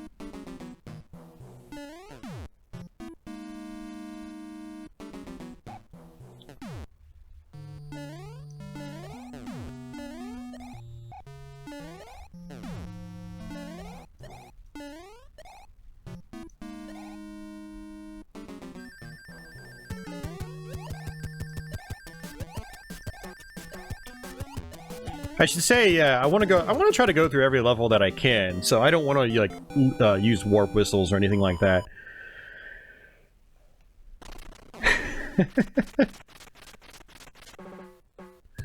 Yeah, that's just one of my only complaints with Super Mario Bros. 3 is that, you know, yet another reason I don't come back to it as often as, like, Mario World is that, you know, I've got to do the whole thing in one sitting if I want to see every single stage. And usually when I play Super Mario Bros., I want to go through every stage. It's just kind of like how I like to play these games.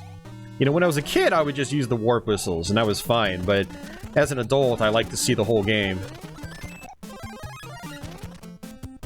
Another P-Wing, that's good.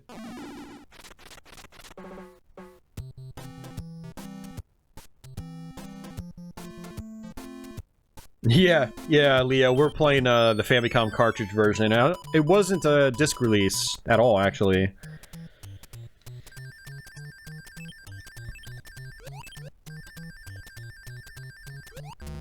Yeah, for Contra, that stuff was removed due to cost cutting.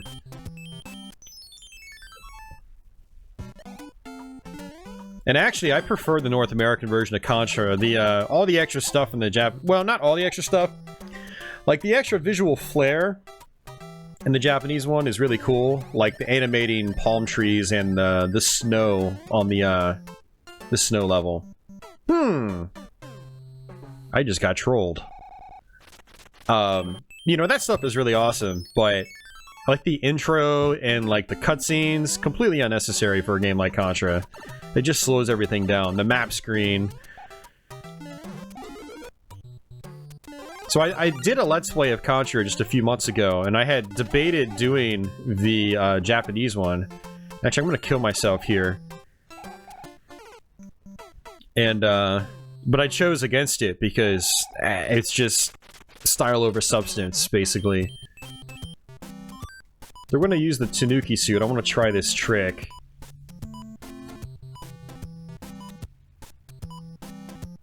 Oh, you gotta be kidding me. It overwrites the last item. The P-Wing overrode our Tanuki suit. Oh, come on, man. That was my chance to try that trick.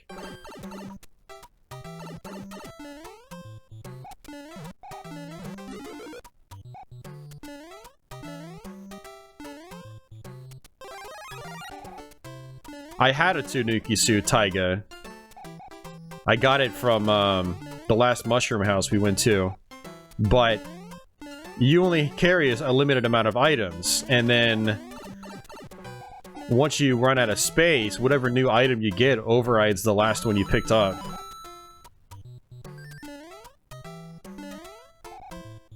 But I had a Tanuki suit.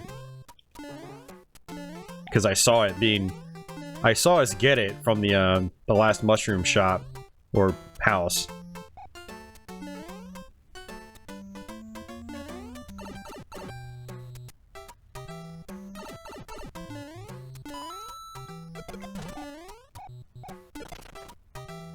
It's okay. I think there's gonna be, you know, another opportunity or two to try it out. As long as we get another Tanuki suit.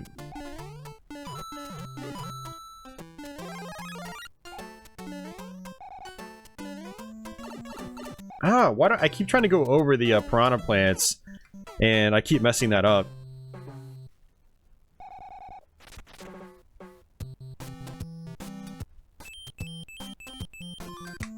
Yeah, speaking of which, I should probably use some of this stuff. Like the stars, I don't really need.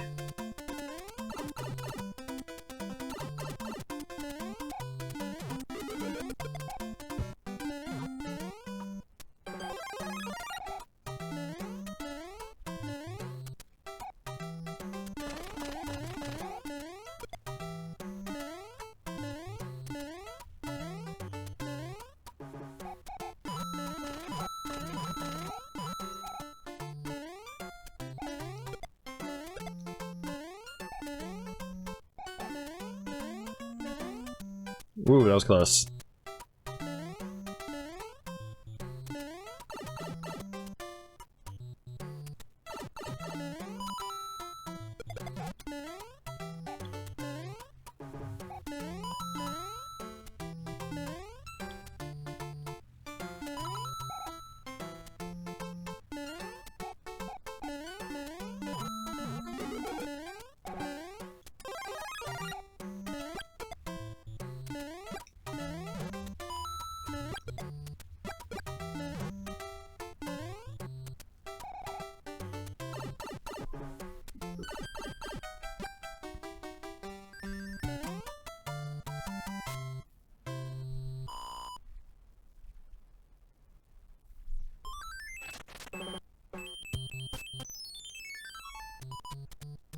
Yeah, so when you're on the world map screen, hold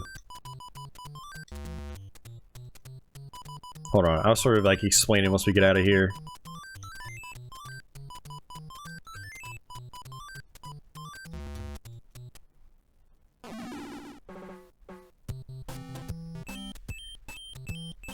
So when you're moving, you can actually hold down the button, and if you move the D-pad at the right time, Mario will just like fly through the map like this. So that's how you can go through the map really, really quickly. Otherwise, it takes, you know, a little more time to scroll through if you do it one by one. But if you hold it, you can just keep whipping around the corners of the map. It's pretty neat. So when you see me flying around the map, that's what I'm doing. Full 96 exits? Well, probably close to it, Leo. Yeah. Close to it.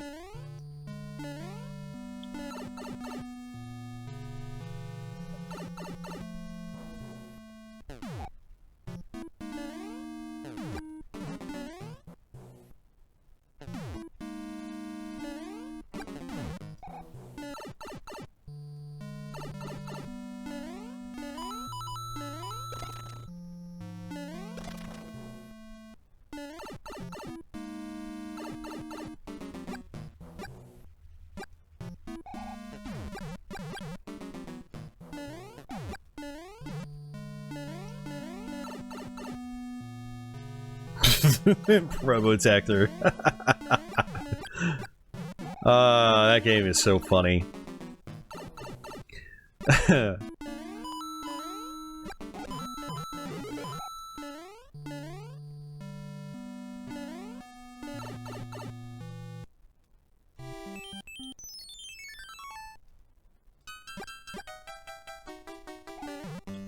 I'm calling the cops.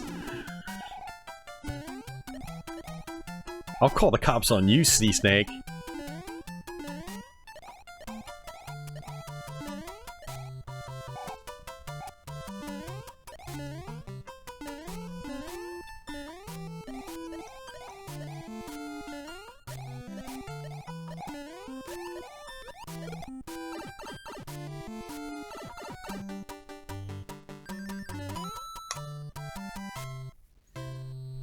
I am playing on a retro USB AVS console.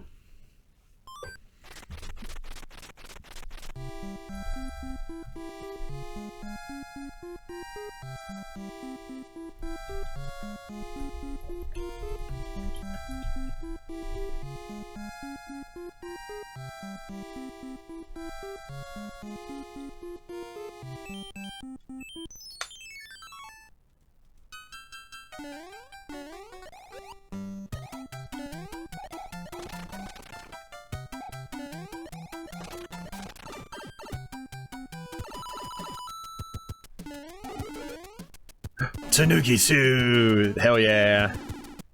Yeah, so you can press down and B in the air, and you'll turn into a statue.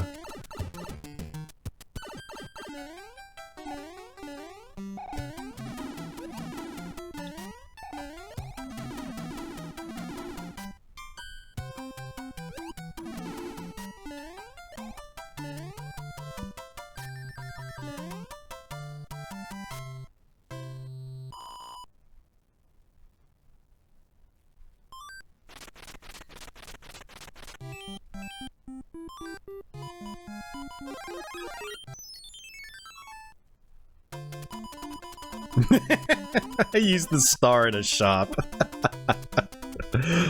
Oh man, that was a waste.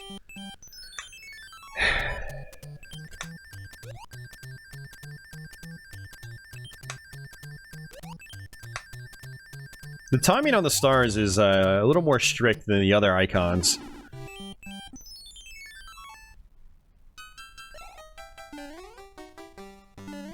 What was Super Contra called in Europe? I mean, it was Probotector something, right? The first one was just called Probotector.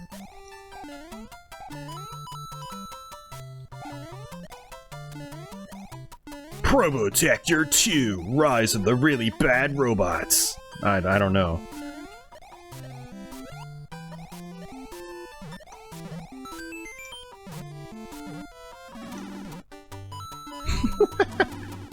Whee!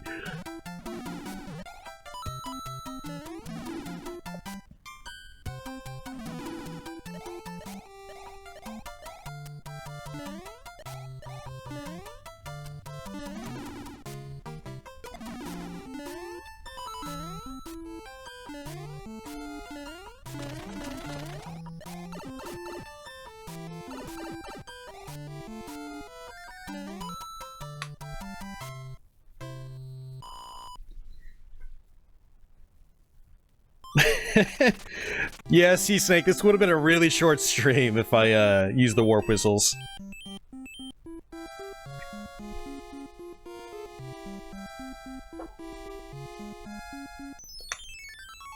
Oh, it's called Rise of the Evil Forces. Oh, jeez.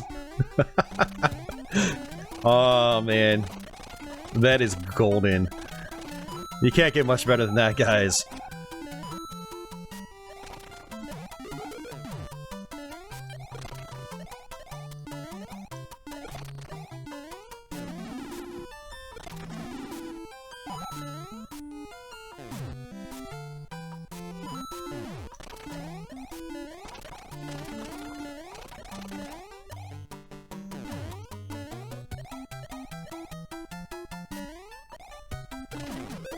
Oops!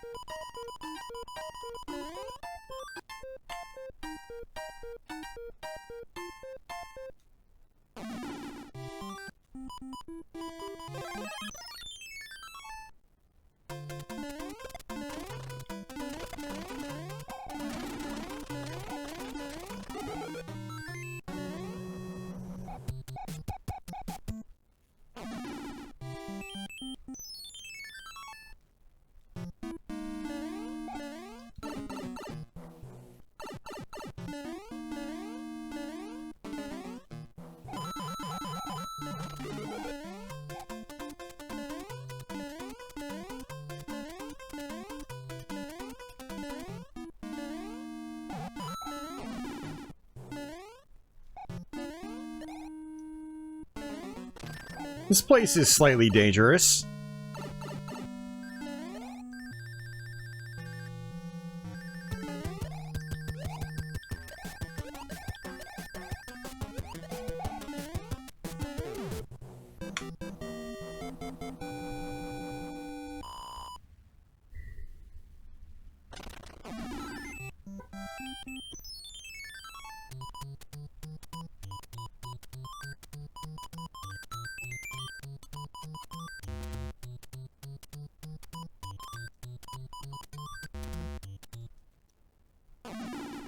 What's up? Not much. Could you have killed the boo? I think if you have a star, you might be able to kill the boos.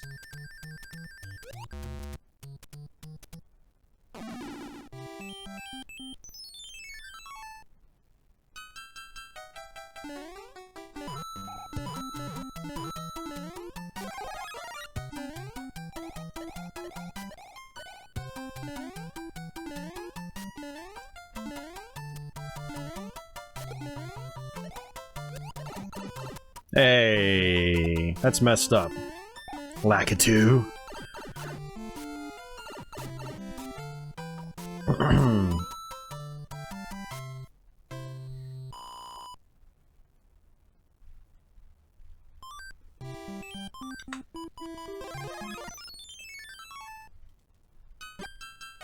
Uh-oh, auto-scroller.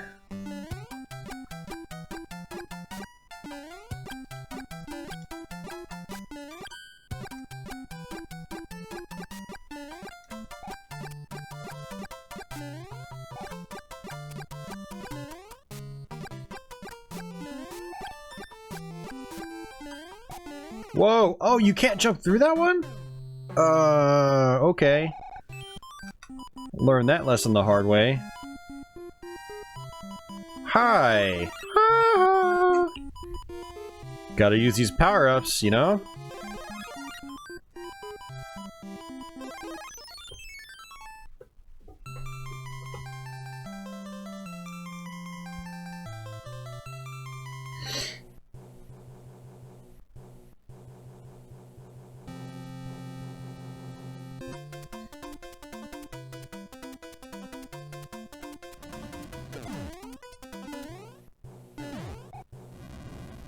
My, that star was just so useful.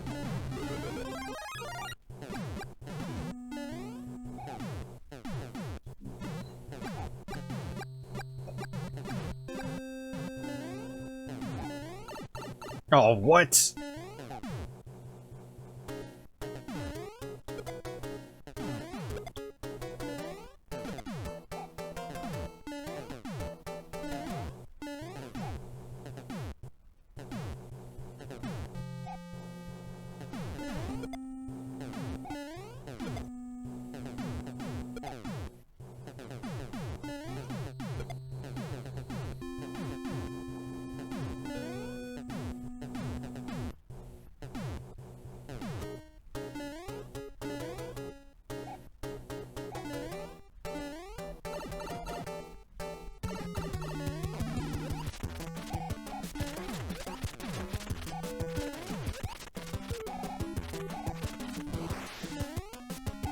Oh, missed it. I missed the air catch. You cheater.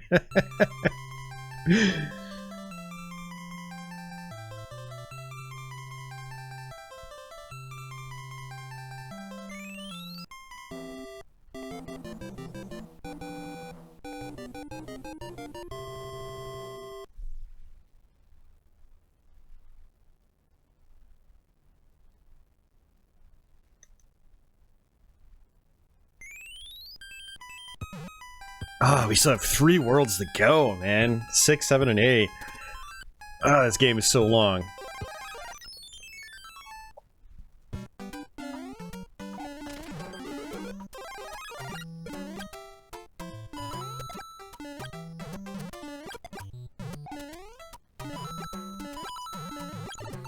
Oh, come on. Oh, wow. Invincibility time is short in this game. I thought I could just run right through him.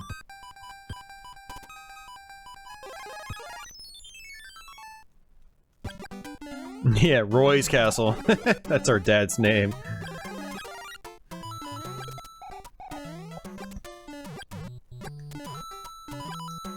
So I don't think Sinful is still out there, but if he is, this is his favorite world, apparently. So we'll have to see what this world's all about. And what makes it so great? Holy crap.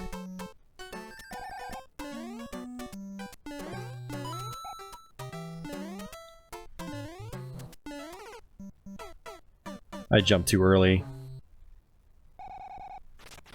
Let's try this again.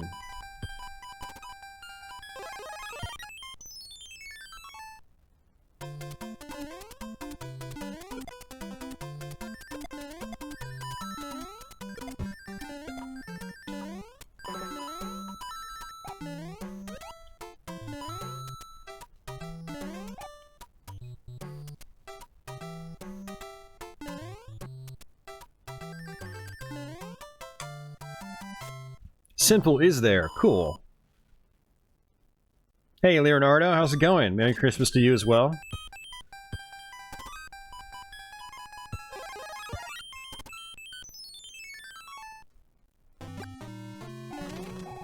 Oh, jeez! What am I doing? Ah, that's awful. Absolutely awful.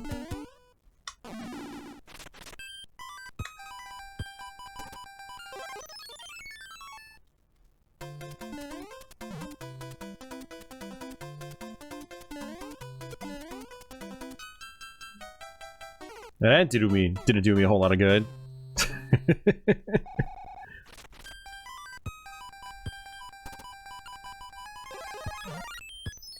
Alright, take it slow, Austin. Take it slow.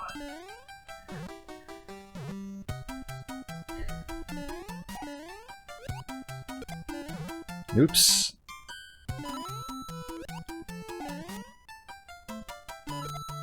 Oops. Man. Oh well. Let's try this again.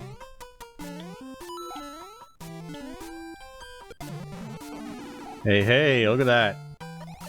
No! Oh. Why?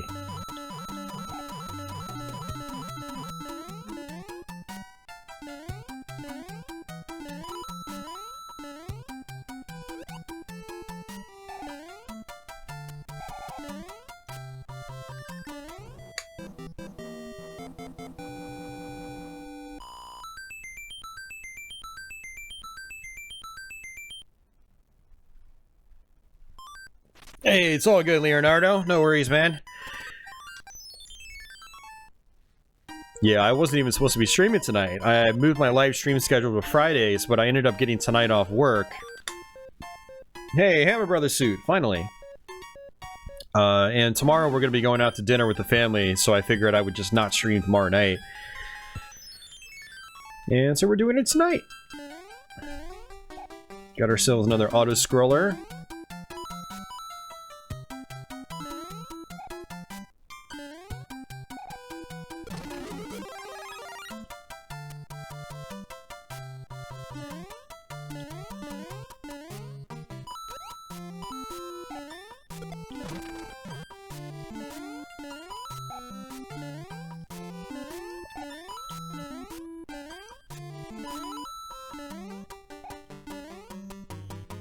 And I think it's going to take us up. Yep, just, ooh, that was close.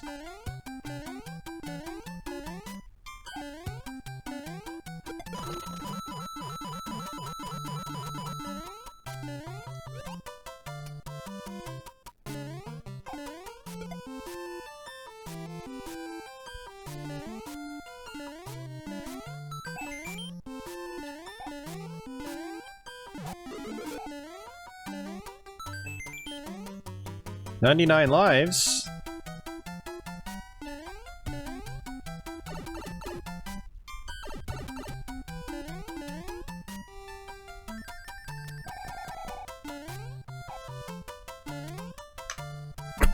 I still got a star? What? Okay.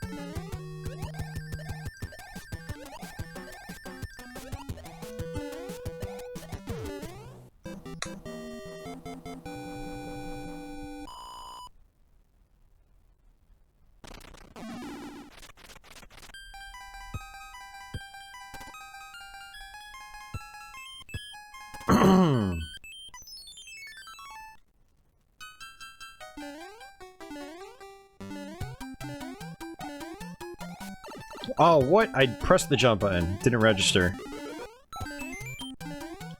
It's an extra life I don't need.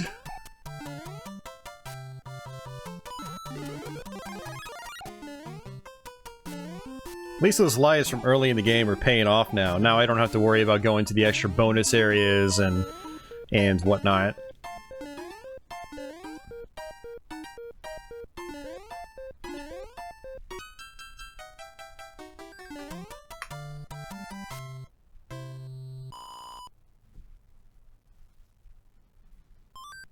Yeah, so you guys can kind of see how long it takes to go through this game. Granted, I have died a decent amount. I'm gonna go ahead and put those guys to sleep. I love that music. Do do do do do do. Yeah, 2 hours in, we're only at World 6. And I haven't even died... I don't think I'd say I died that many times. I mean, I've definitely died, but it hasn't been like I've lost 50 lives or something like that.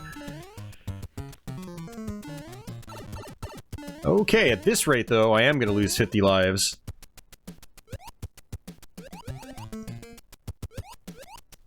Ooh, that was close.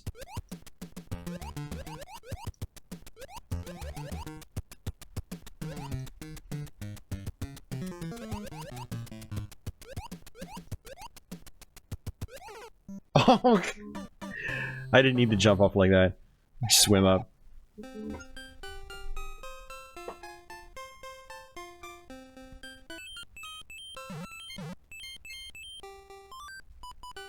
Yeah, we can use the frog suit.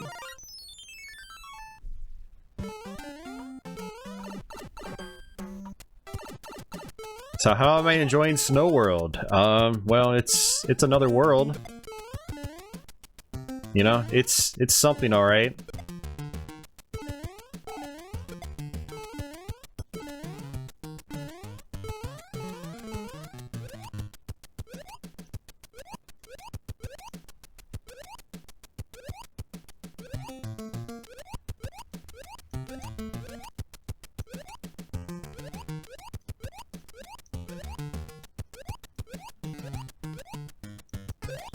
Aww.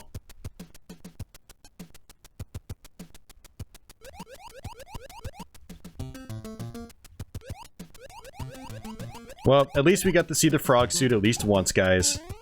Oh, crap! We'll probably get to see it twice.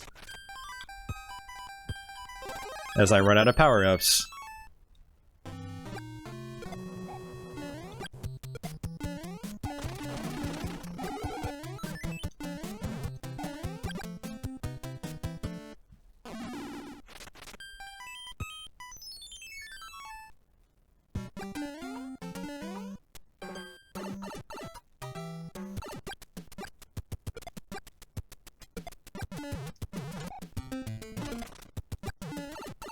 Oh, Jesus, man, come on. Okay, that was weird, because I pressed the B button to swing my tail, and he didn't swing. It's like it's eating my inputs. And that's not the first time that's happened in this playthrough.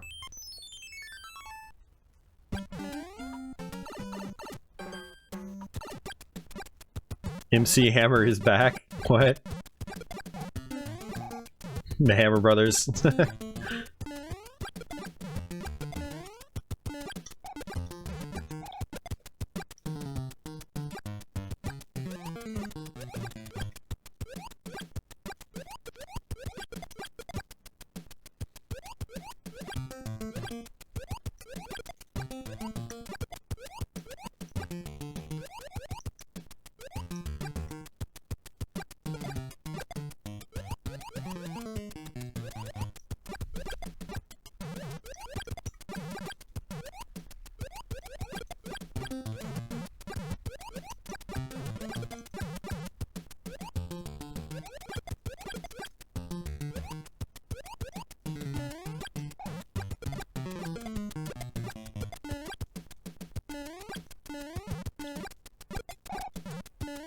There we go.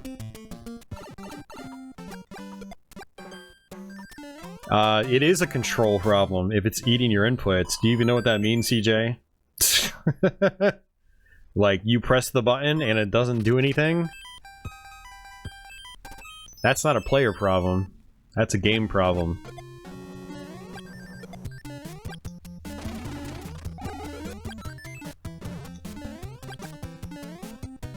Or maybe it's Salt World.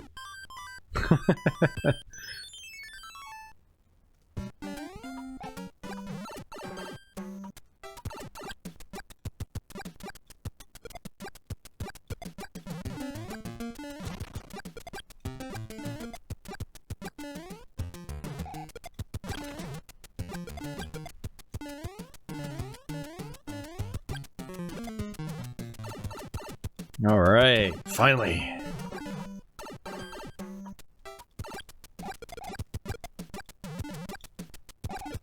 Hey. Crap. I have to have the raccoon suit. That sucks.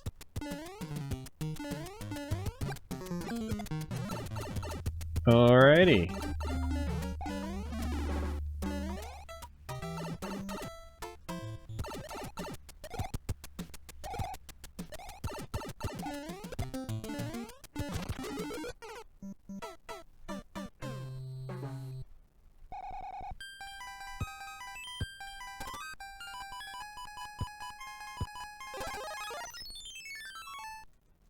Got a bunch of P-Wings, might as well use them.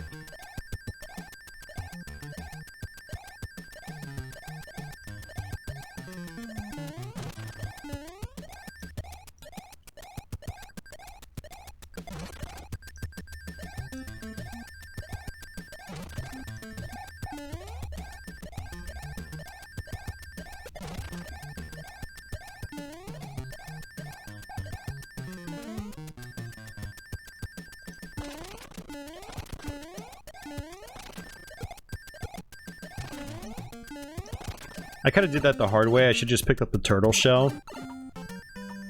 But, whatever. No backseat driving, guys. Quit telling me what to do. Seriously. Hey, Spider, Chris, what's going on, man? And Christopher Margot. We got two Chris's in the chat. How are you guys doing?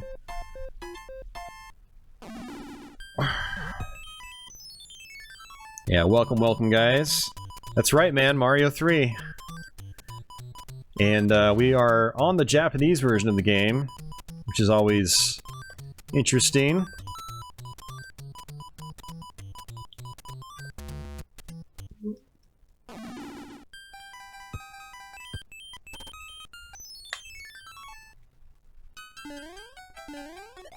It'd be so cool if your P-Wing just kind of carried over from level to level.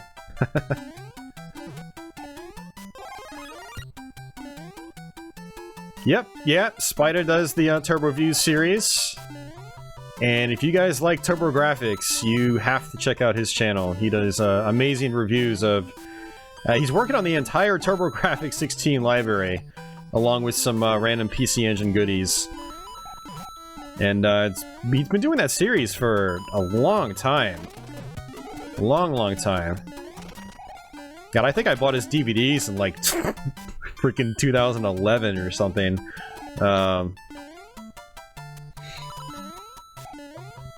It's crazy. It's crazy how fast time flies, man. But yeah, a lot of you guys probably already follow his channel, but if you don't, definitely go check it out.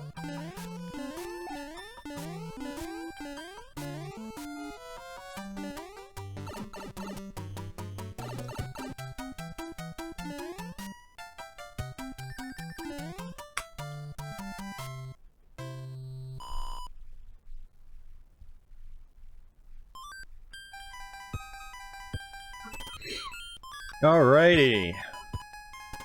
I'm so tempted just to use the warp missiles. Wouldn't that be like a major kick in the balls to you guys? Is to have sat all the way up to World 6 and then I just skip the World 8. I don't even play the rest of this. It's okay, guys. I'm not gonna do that to you.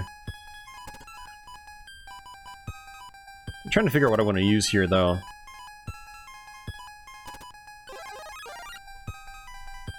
So, TurboGrafx... Ooh, 300. Ugh.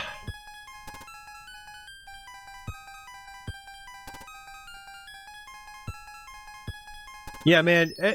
You'll be done when you're done, man. You don't... I don't see any reason to rush it.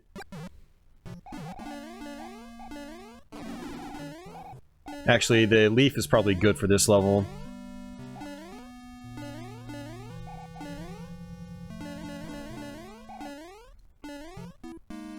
Hey, see you, Brandon. I'll see you tomorrow night, Brandon, by the way. Since we're all gonna go take Mom out to dinner for her birthday.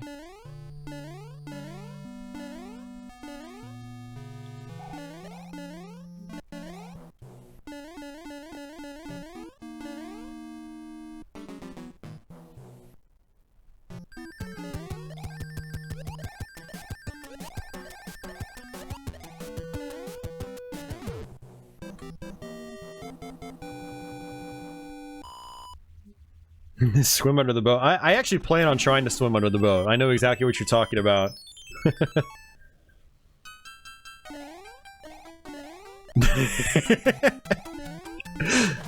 Yeah, I know, like, alright guys, thanks for hanging out! We just warped to the end of the game. Alright, we're done. Peace out, have a good night.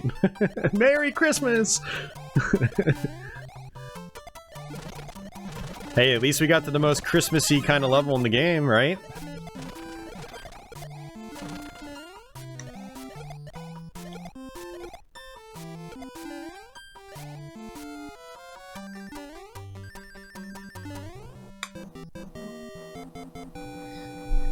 This is not a speedrun, no. We're just playing through the game normally.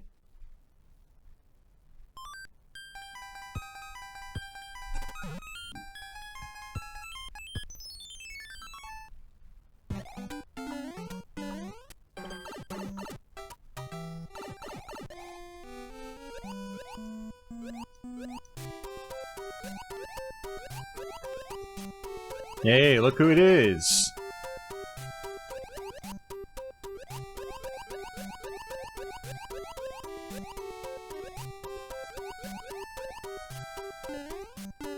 This looks like a good level to use my cloud on.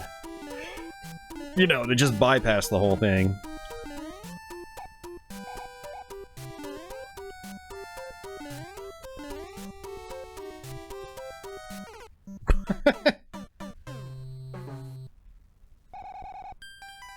Yeah, thanks, Brandon. I appreciate it, man. No, I don't really need to. I don't like that level, so we're just gonna not play it.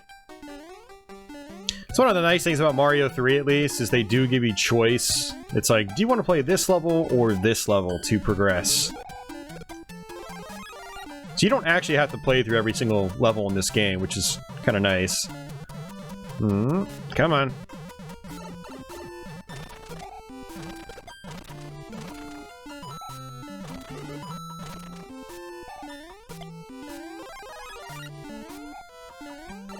Oh, jeez, man. I am mistiming a lot of these jumps.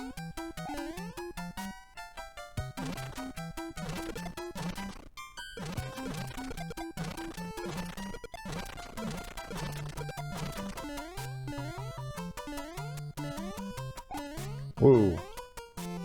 Like, I completely missed that Koopa Troopa.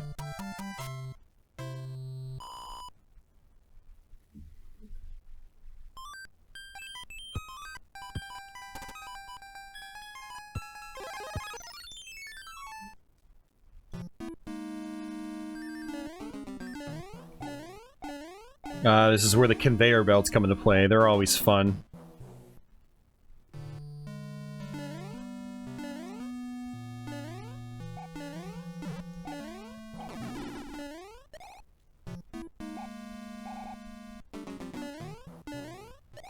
I forget if you have to fly up. I don't think you do.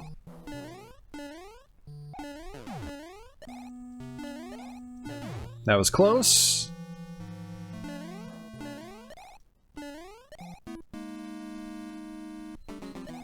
Let's see. What do I have to do? That's right, just go through that door. Yeah, so it's especially been a while since I played through Worlds 6 and 7.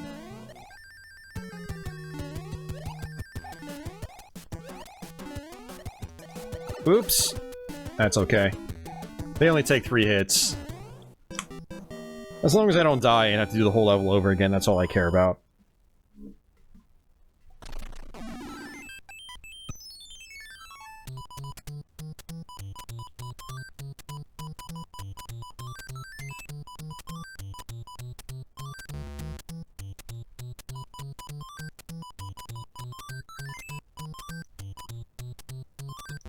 Aww. That's okay.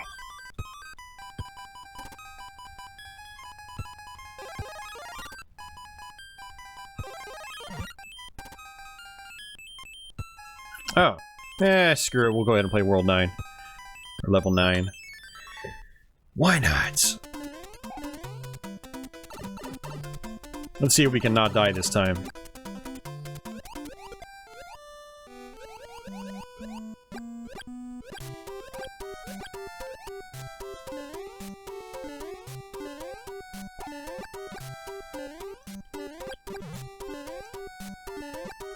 Oh, come on.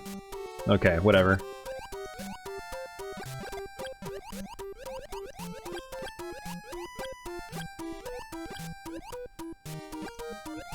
I don't remember the Pipeland being that bad, actually. I know it's a big world with lots of tracks, but I did play it a lot back in the day.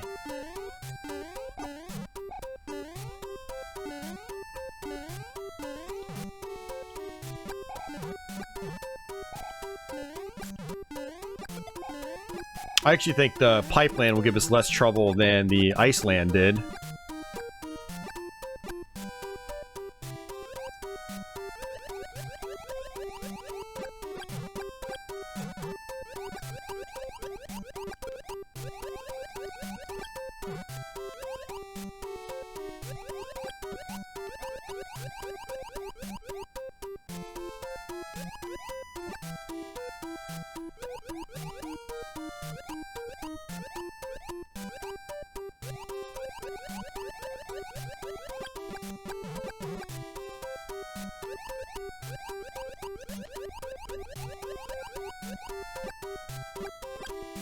Hey, see ya, Smithereens. Take care, man.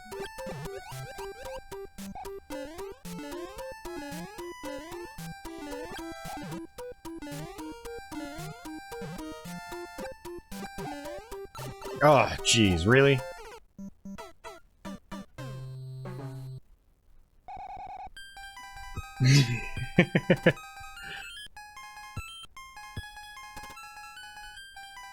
Yeah. Yeah, so basically what happened, Chris, is, you know, I have to work, Christmas Eve and Christmas Day. Normally I'm not supposed to work Sundays or Mondays, so I'm basically covering for people.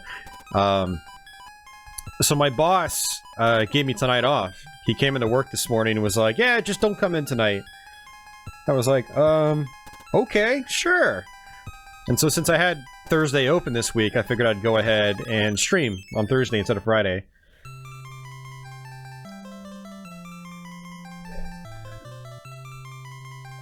Well, finally, here's the Hammer Brothers suit. You guys get to see this for at least a minute.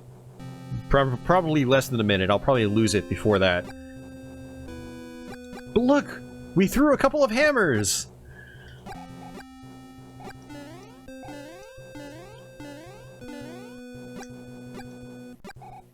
Yeah, the Hammer Brothers suit was really cool back in the day.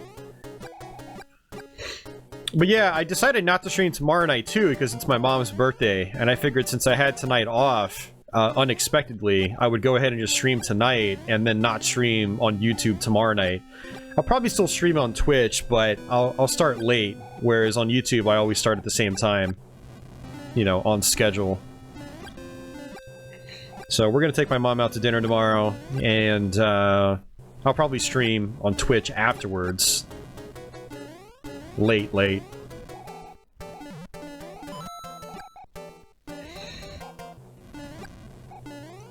Ooh, that was close.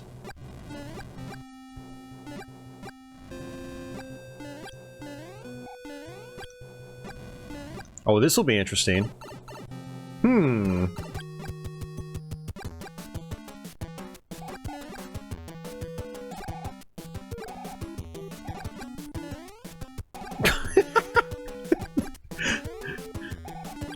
I don't even think it works. I think you still have to, yeah, it doesn't work. Wow. Hammer Brothers suit, man, you just got dropped down a couple notches in my book. I thought you were really cool, but you're useless on boss fights. Fireflower is where it's at, man.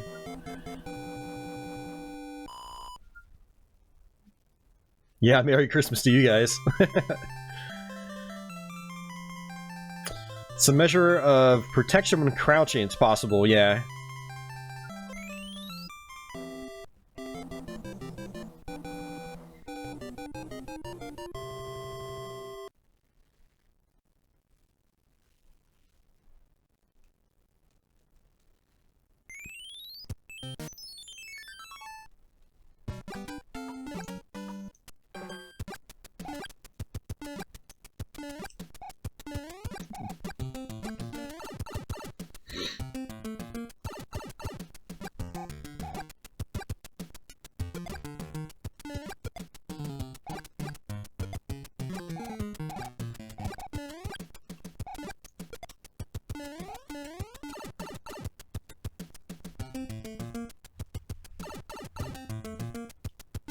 That's what's fun about doing this stream, Sinful, is, you know, a lot of times I learn some new things, you guys learn some new things, and it's all great.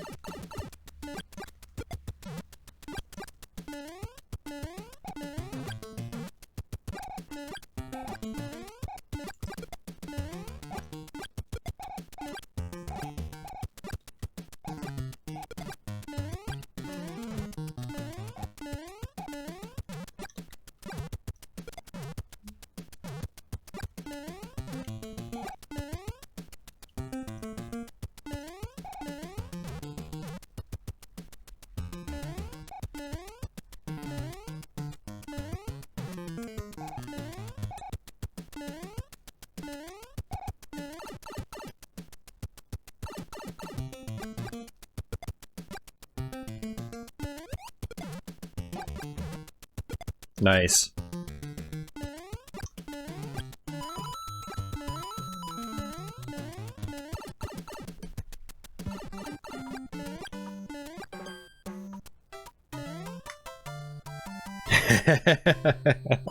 The inner Belmont. I like that, Sleeves.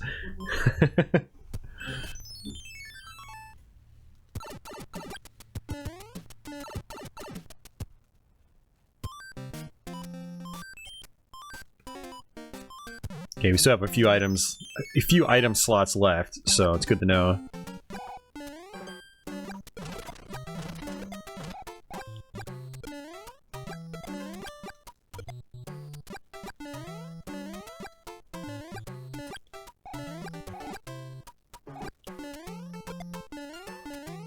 Okay, so one of these I have to come down on, and then go up, like, the right pipe or something.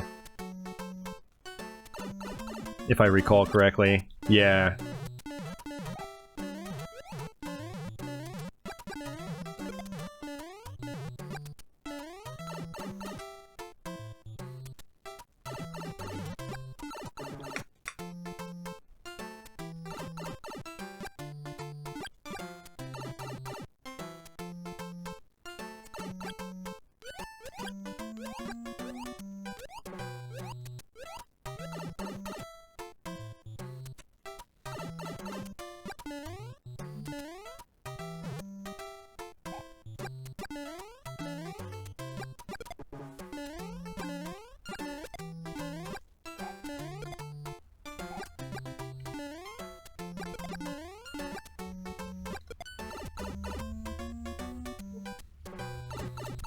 It's really neat how you can throw the hammers at you know, a longer range and like a sort of like a sharper arc by running and throwing them. It's pretty cool.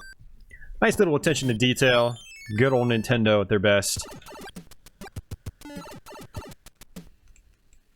There's so many games that would be like, oh, well here, you could throw a hammer in the same arc every single time. But no, Nintendo always goes like the extra step. No, come back, Star. Oops.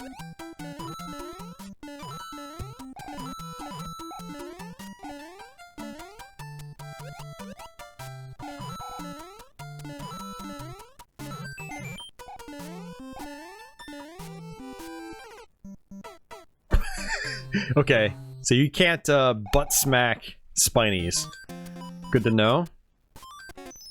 Actually, I'm gonna go ahead and just stick with this.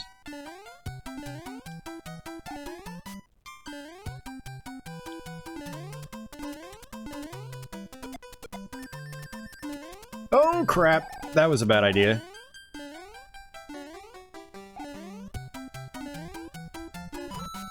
And I'm gonna skip that question block. And I'm gonna skip this. And we're just gonna keep running. Because running is fun.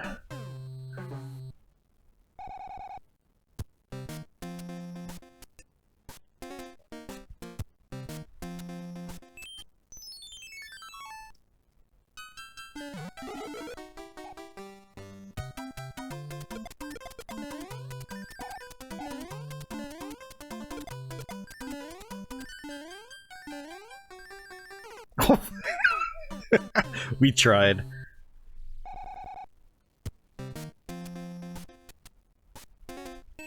Oh yeah, I mean this soundtrack is kind of amazing when you think about it. It's so varied, and there's so many different tracks in this game. It's really something. It'd be cool if you could stack a star on top of a star.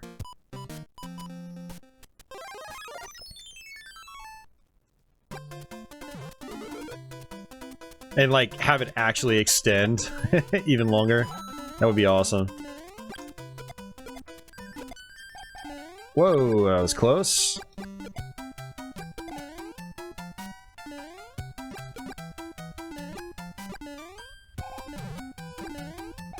Oh, come on.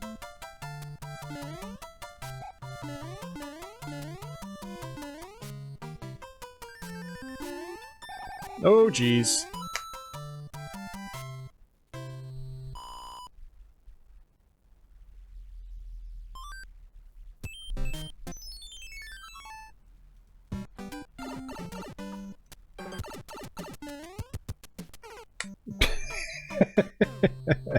You guys can tell I'm getting lazy now.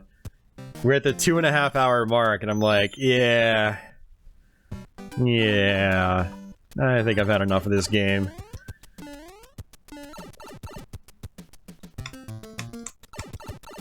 Yeah, this is one of the many reasons why I don't come back to this game as often as, say, Mario World. Because again, you gotta do the whole thing in one sitting if you want to see every level.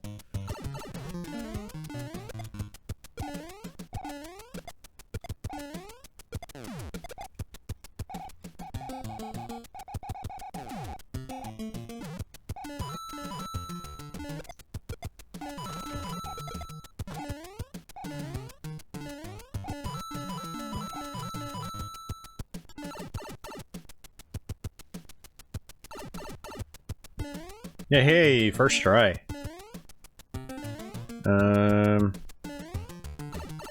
Crap.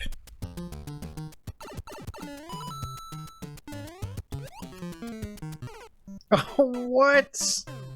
What? What?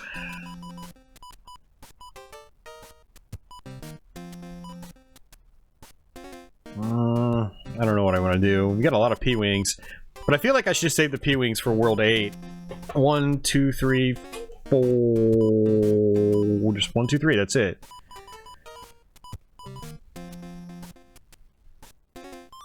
Yeah, careful. You only have 95 lives left. 94.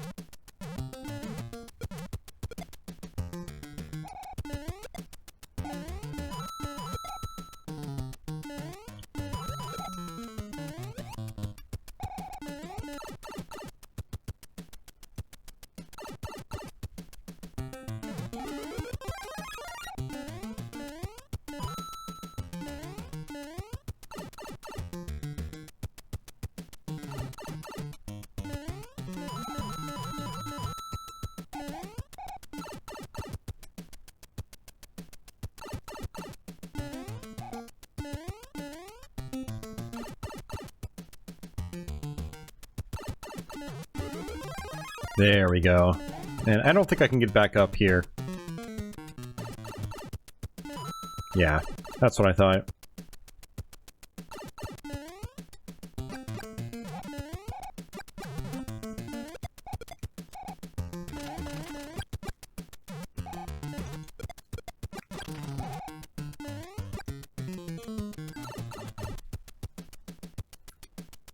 Yeah, so pretty much all these pipes will have you hit an invisible block, except for that one that I just,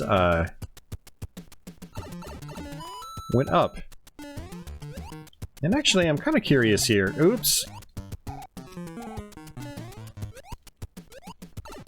Nice. Shoot. Oh, that's not good.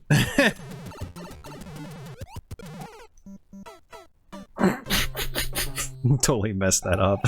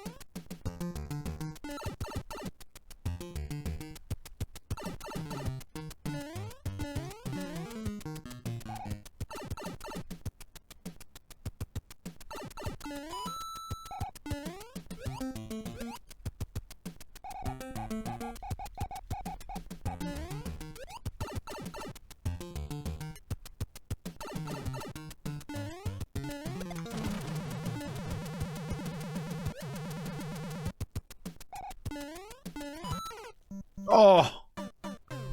Trolled. Oh my god. I should just skip this level. I don't even think level 5 is... Actually, level 5 might be necessary. I don't know. The gimmick with this world is that, it's... Everything is separated by a bunch of, like, tiny little islands. It's impossible to beat this game. You don't play many video games, do you?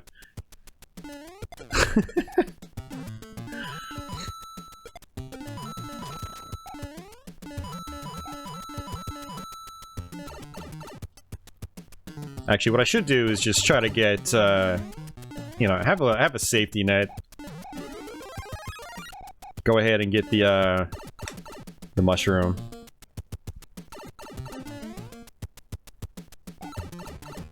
Hey, Shinsub Smoke, how's it going, man? Yep, sudden, unexpected stream.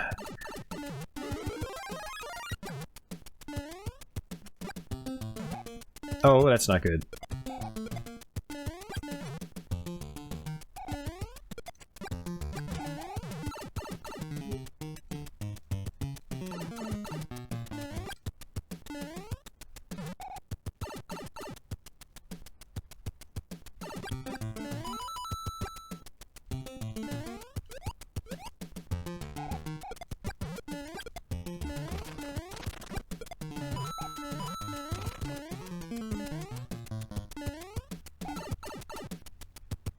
Addicted to your SNES.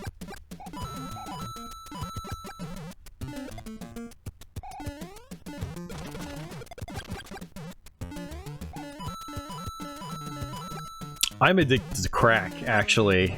No, I'm just kidding. I'm addicted to my NES. It's like crack.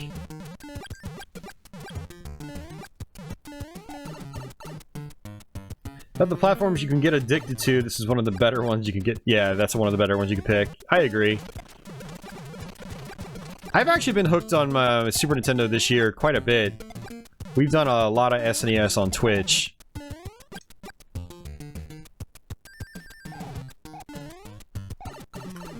Doing good, just doing some last minute recording after that nap before hitting the sack. So I decided to watch the rest of this while I do that. Cool. What are you recording? Anything interesting?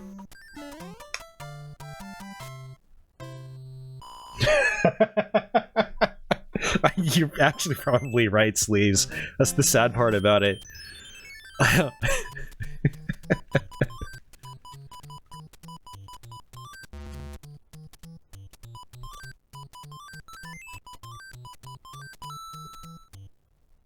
Hooked on phonics. Well, might as well play this game now.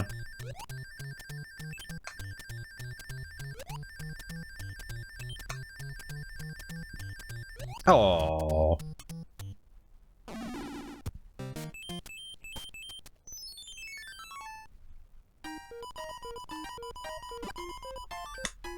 Frog suit?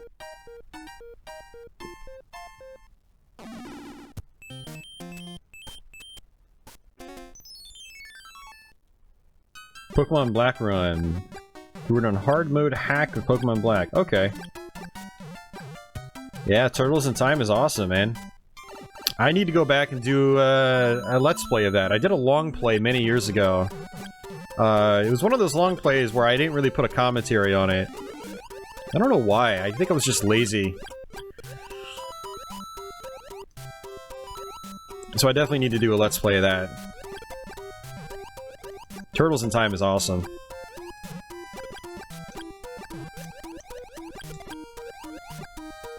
This is some creepy looking Sheep Cheeps.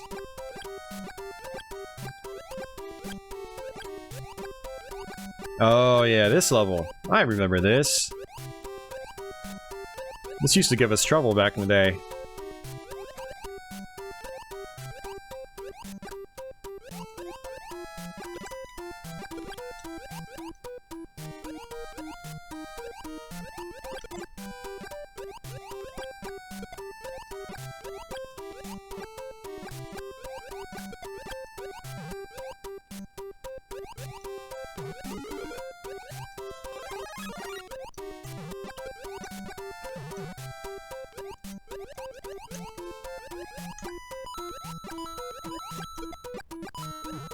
God, Big Bertha looks pissed all the time.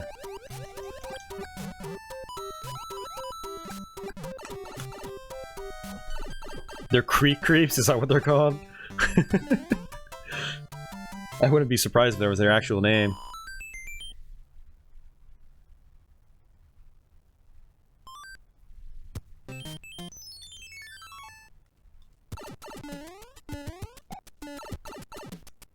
Hey, Bossum Burf, how you doing, man? You never beat this game. You should make that happen.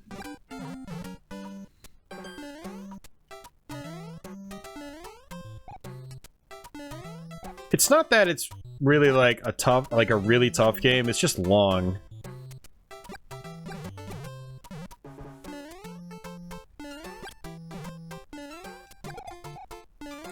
This is one of the more interesting levels in the game, actually.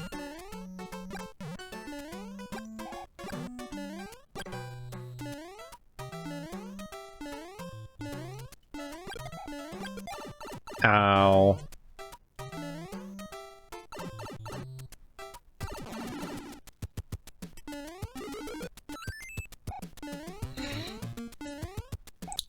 But yes, I'd like to actually give a big shout out to Bossum Burf there in the chats. He's been doing a lot of streaming lately, so if you guys like retro streaming, especially a good mix of RPGs. I know we had some people out there earlier asking for RPG streams. But go check out Bossum Burf and subscribe to his channel and watch him stream on YouTube. I don't know what I want. What do I want here? We'll appease everyone and go with the Hammer Brothers again. I'm gonna actually come back, because I think there might be a mushroom house I can go to.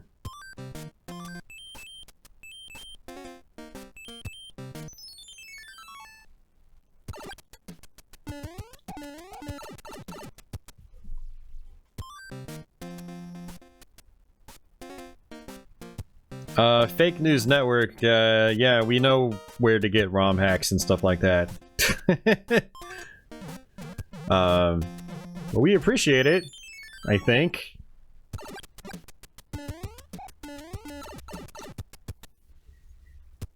I'd like to think that most of us know how to use the internet and can type a few words into Google. Hey, no problem, Bossum Burf. It's fun hanging out with your streams, man. Hammer Suit 2, Belmont's Revenge.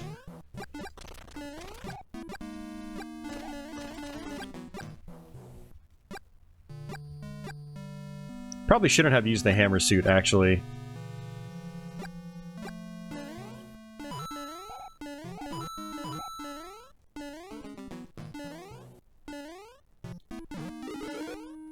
Don't think I want that. Not after having this glorious Hammer Brother suit. Oh, wait. What?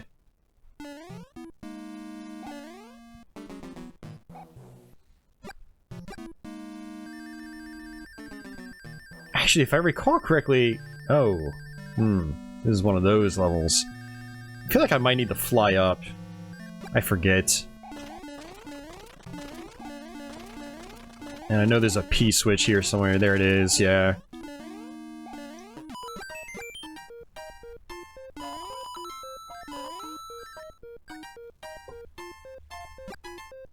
Well, that's not gonna do it. Let's try this again.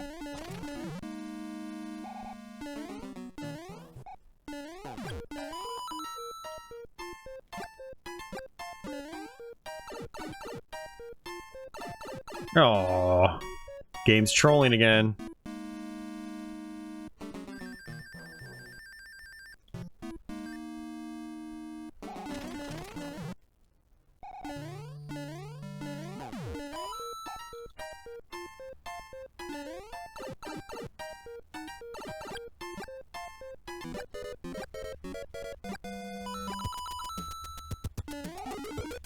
Tanuki suit. Tanuki suit. Tanuki. Sorry. Actually, I think I need that. I think they're giving it to me for a reason.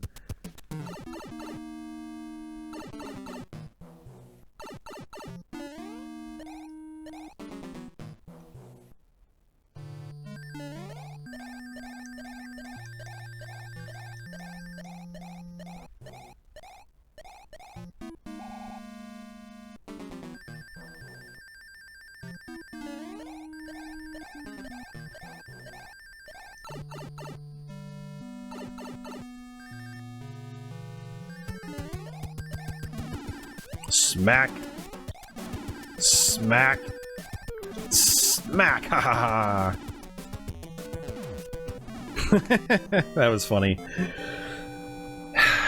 What's the bad news, Taiga?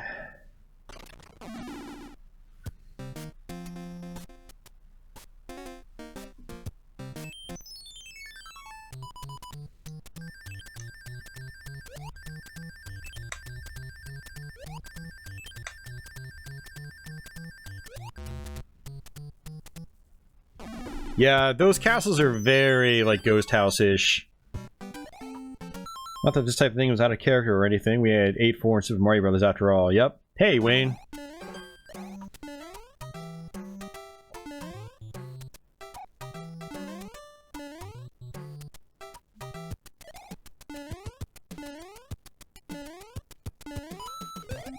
Whoa! These are some glorious hitboxes.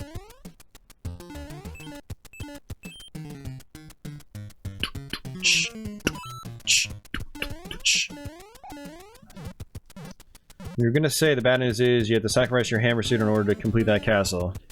Oh yeah. No, I figured it out. I figured it out. Oops, crap.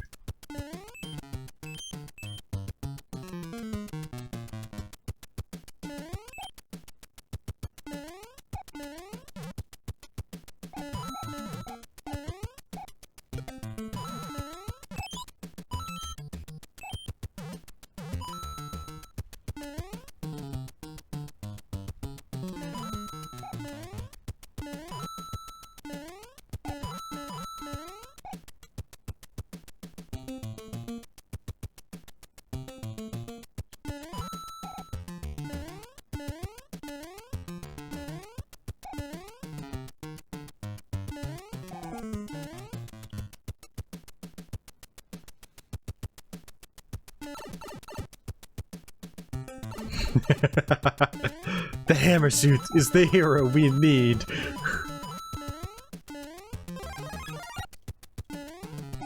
True story.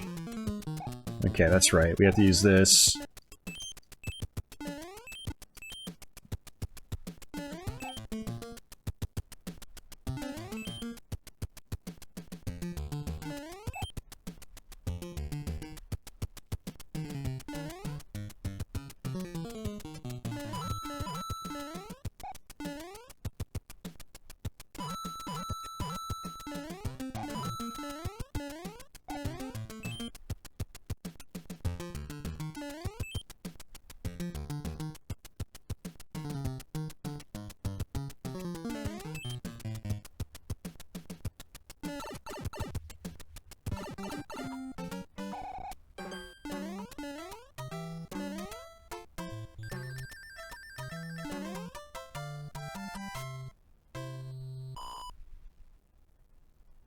Yep, yeah, it makes the same sound. Ooh, Metal Storm. There's one that I've never finished before. That's definitely on my to-do list.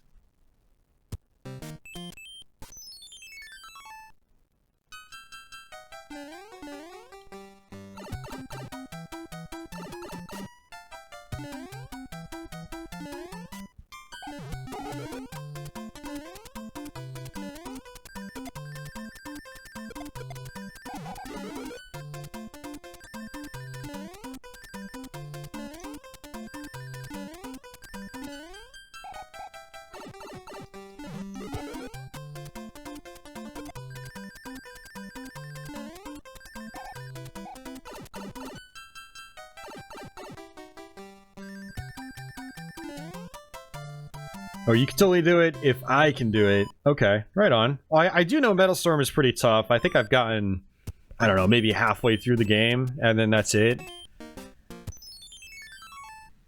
And I know that some parts were pretty tough. You know, and it's kind of like an R-type tough as well, where it's, you got checkpoints and things like that, so it definitely wears thin on you, eventually. You know, like the more and more you play it.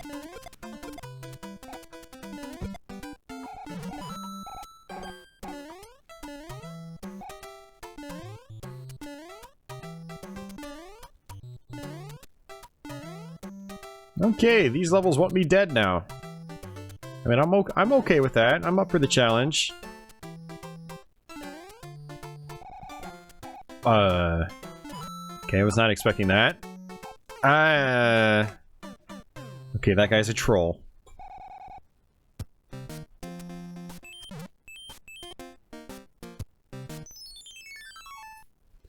Oh, there's a second loop on Metal Storm. Ooh, I need to see that. I need to experience that for myself.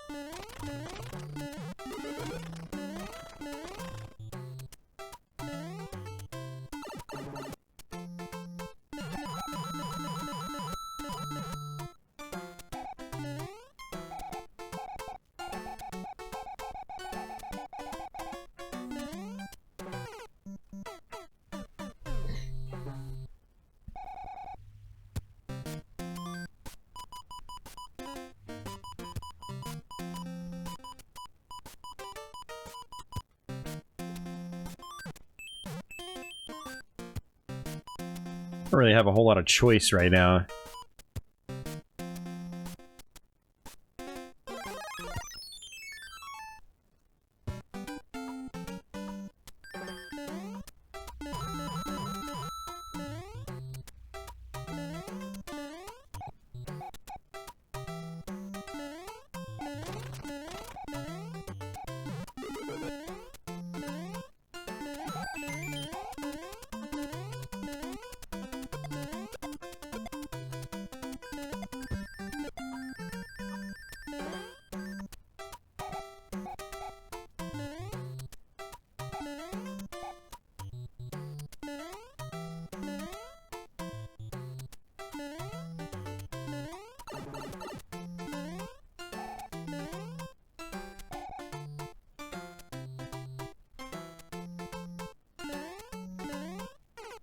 Oh, jeez, man.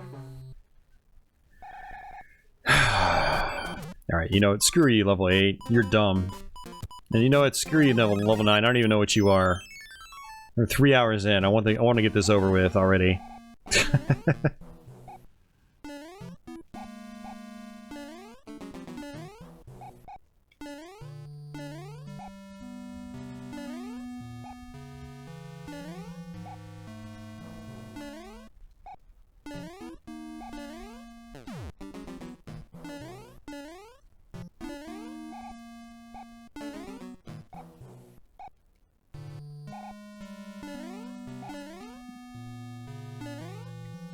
Oh, that was dumb. Oh, and I have to go back. Alright, screw it. I got a cheap way of beating this level.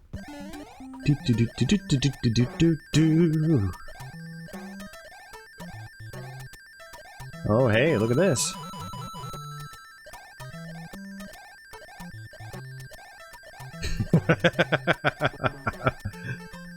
Who's the troll now?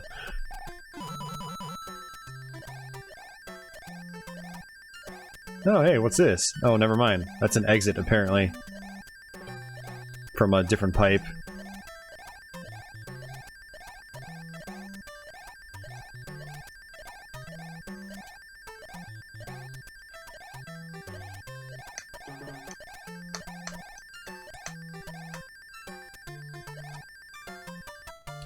Yeah, Boss and Burf, there's a few tricks early on in the game where you can just rack up a ton of lives. It's very, very easy. And then you've got, like, these special stages or special bonus rounds all throughout the game. And so if you get these, you can rack up some extra lives as well. Yeah, you got a lot of extra life opportunities in this game. Not to mention the usual hidden one-ups and whatnot.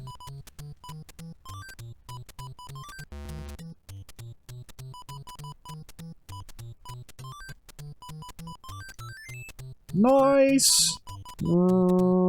Crap.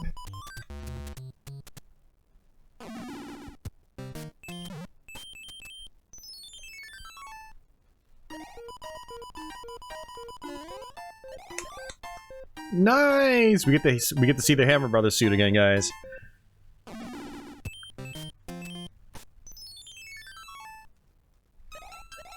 Hey, don't scrub lord me, Taiga.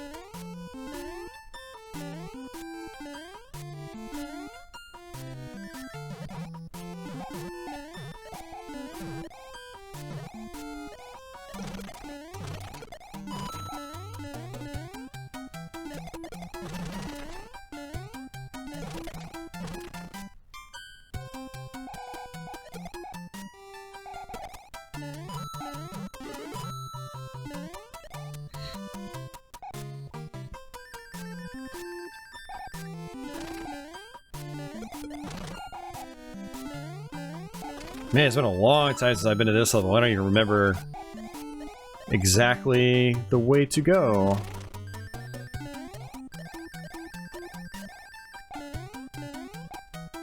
Got any plans for Twitch after this? Leo, I do, yes.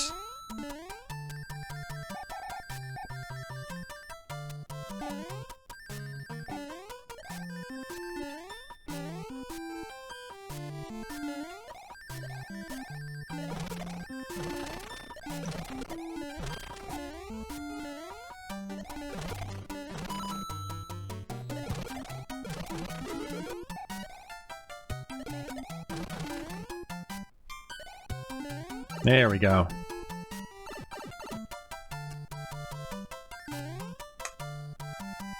No, I didn't think I could fly over it. I just wanted to see what was at the very end of the stage, just to make sure. So when I play, like, levels I'm not familiar with, I always try to explore everything just to quickly gather, like, where I can go and where I can't go. That way, I'm not left, like, wondering. It's just a personal thing I do. Okay, well, this will be interesting.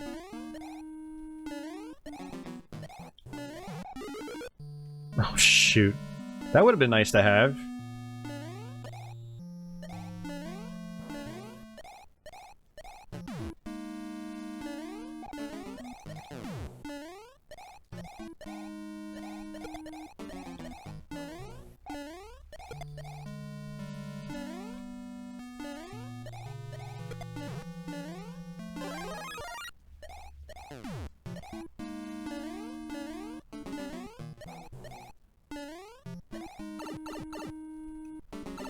Xenoblade 2. Congrats, Wayne. Did you ever play the first one?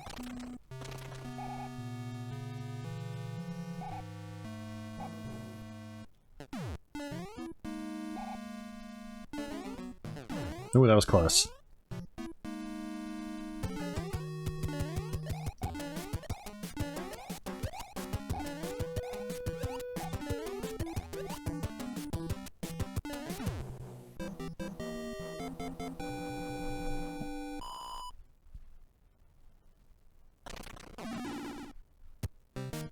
Alright, another one of these. Hey, Victor, how you doing?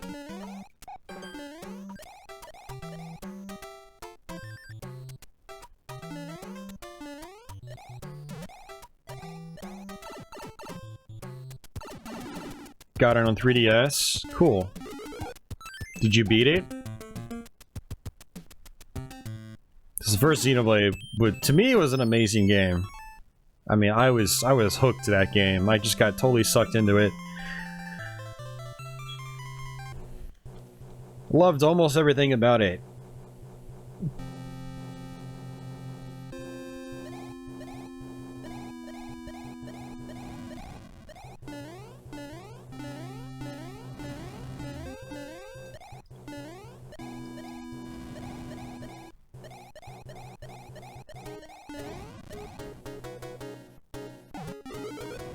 Ah, crap. Oh, cool.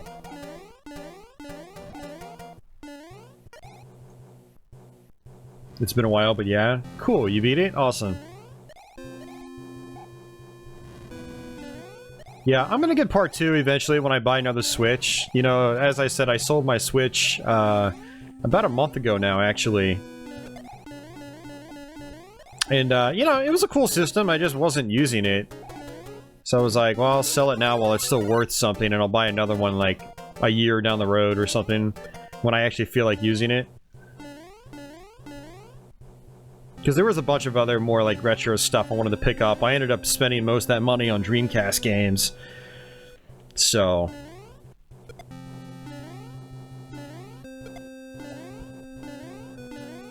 you should definitely do that, Boston Burf. Like...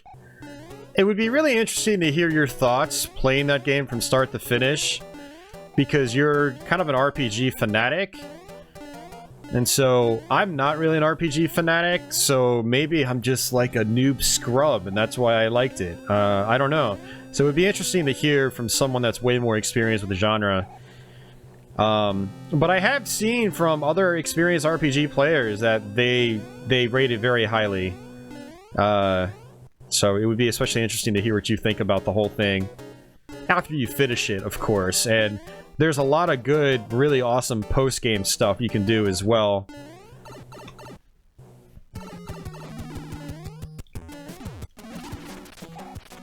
Looking a little green there, buddy. Green like this whole world. Yes! Look at that. That was an awesome jump. The good thing, Boss and Burf, is that Xenoblade Chronicles X is pretty much unrelated to the first game. It's its own thing. So you don't really need to wait to play that. You know, if Xenoblade Chronicles X is like true open world, it's pretty ridiculous how big that world is. Oh no! Okay guys, I'm gonna take a quick restroom break. I've gone through 7 levels over the last 3 hours, or 7 worlds without using the bathroom, and I drank a whole monster drink, so nature calls. I'll be right back.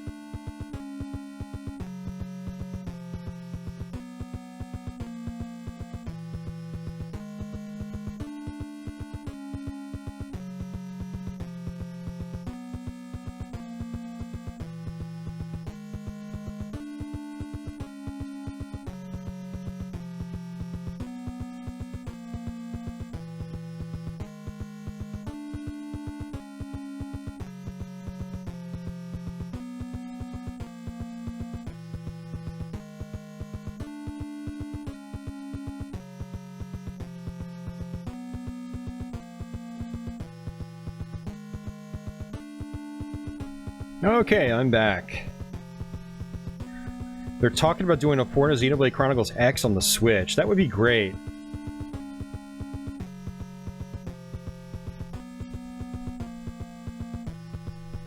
Yeah, because my big issue with Xenoblade Chronicles X is that supposedly it ends on a cliffhanger, and the story kind of sucks for one. So, but the cliffhanger itself makes you want there to be a sequel. And Boss and Burf, I totally agree. That was one of the things that was really refreshing to me, is that quests are finished, you know, automatically. So yeah, definitely very good. Alright, so this is going to be interesting. World 8 has some pretty devious level designs, and some pretty long auto-scrolling sections.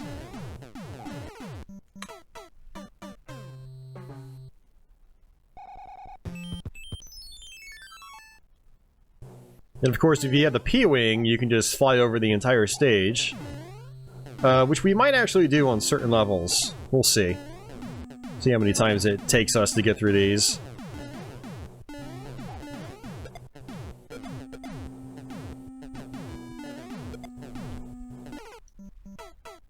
Oops.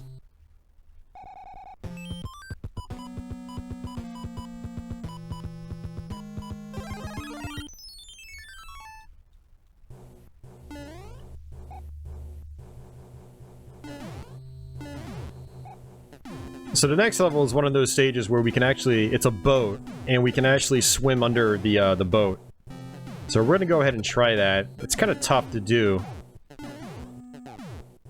But we'll see if we can get it. I'd like to demonstrate that if I can. That would be cool.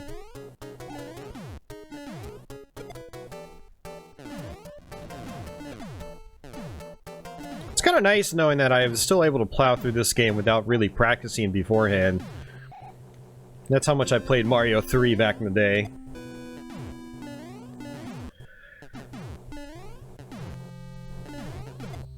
Yeah, me too, Encrypted Printer. You know, probably 12 years ago, a friend and I saw a TAST video. Actually, longer than that. Probably like 14 years ago. We saw a TAST video of these levels. And it was just bouncing off every single cannonball, never touched the ground once. It was pretty funny.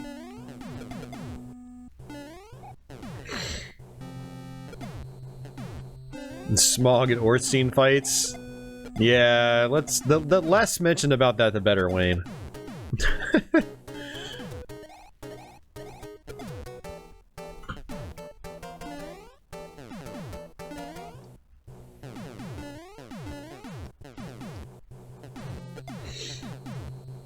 By the way, screw that fight in Dark Souls.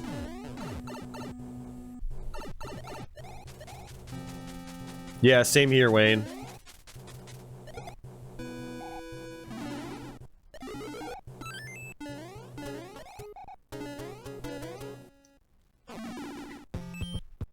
Yeah, this game was a big deal for us back in the day.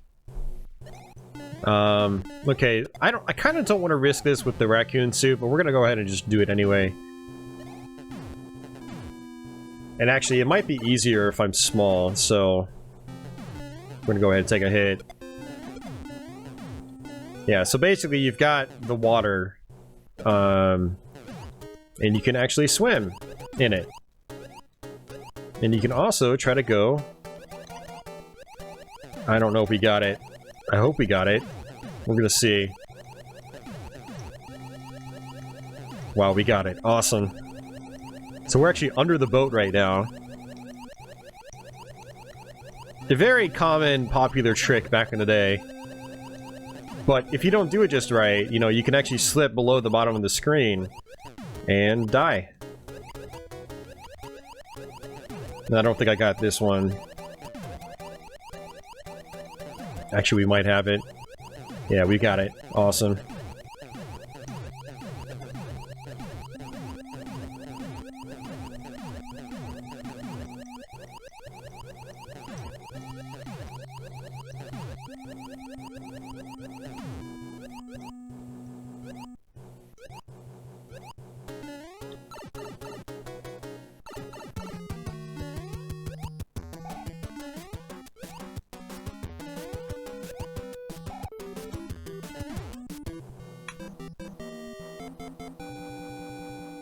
That's not water. I don't want to know what it is then. Okay, cool. I'm glad I was able to show that off.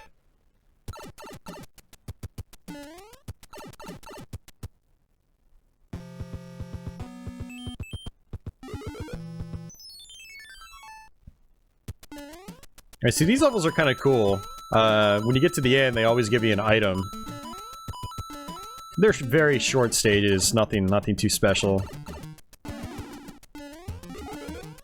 Oh yeah, leaf. Awesome. We haven't gotten many leaves from, we definitely haven't gotten many leaves from, there we go. We're gonna go ahead and just play these to get these items. Yeah, we haven't gotten many leaves from, like, bonus rooms and whatnot in this game. It's kind of surprising, actually. We've gotten a lot of mushrooms and a lot of, like, stars.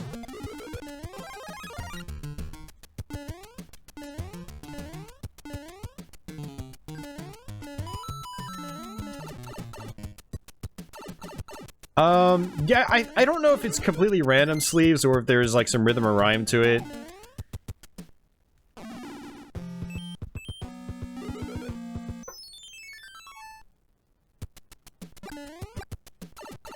Ooh, we got fire ones. Nice.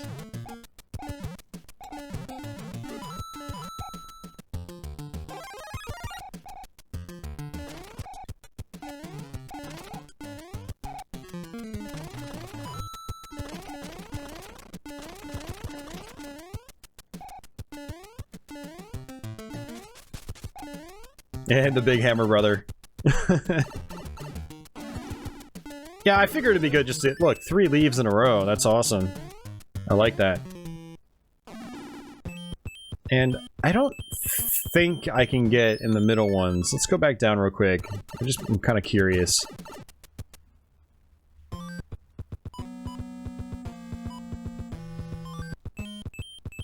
Yeah, I didn't think so. Alright, so this is one where we would use the P-Wing back in the day. Notice how it's auto-scrolling much faster. So this level was kind of tricky for a lot of us back in the day. Lots of tight platforming. Your movements make more of an impact here. So to move a tile, all you have to do is just like tap over once. Like just very, very briefly.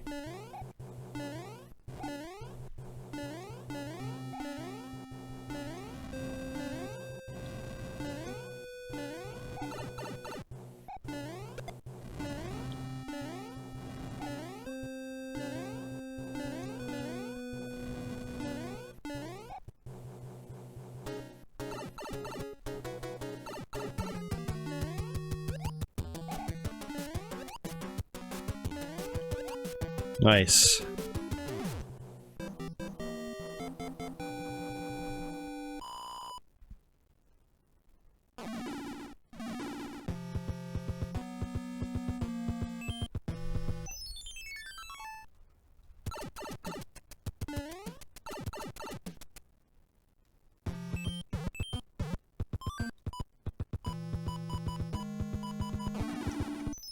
Okay, if I recall correctly, this is the one where you can, yeah, you can fly up if you have a leaf.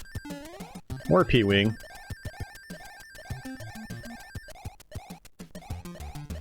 Ooh.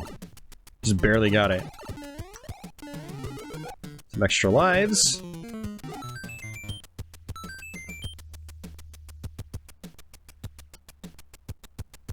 There are levels on the in-between box. You have to press A in the right frame when Mario's on the box. Okay. Well, we'll go back then. We'll try that.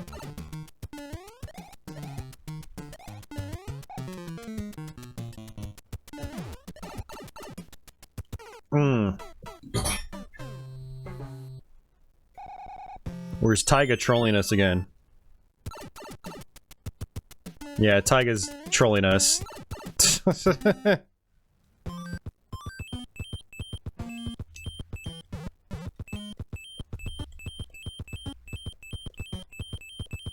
Taiga's trolling us. Yeah, don't ever listen to Taiga, guys. Troll. Quit trolling, Taiga. It's not cool. How do I want to do this? I don't really have much.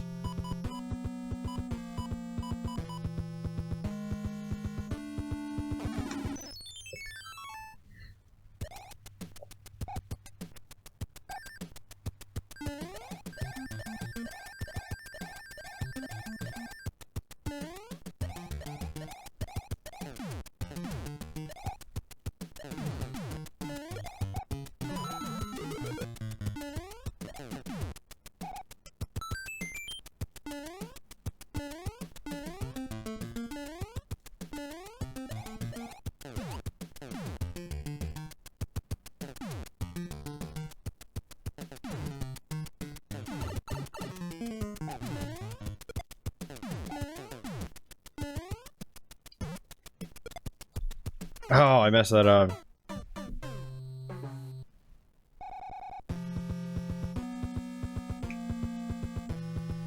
Hey, Sluts and Guts, how's it going, man?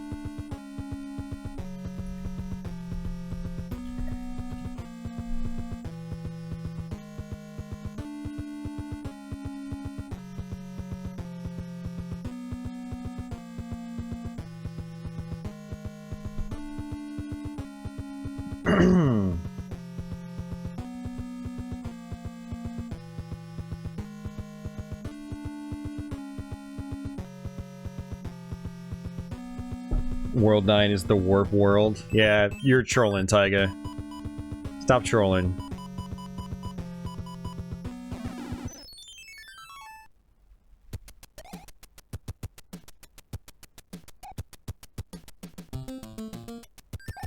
Do they actually call the warp world World 9? I never noticed that before, if they do.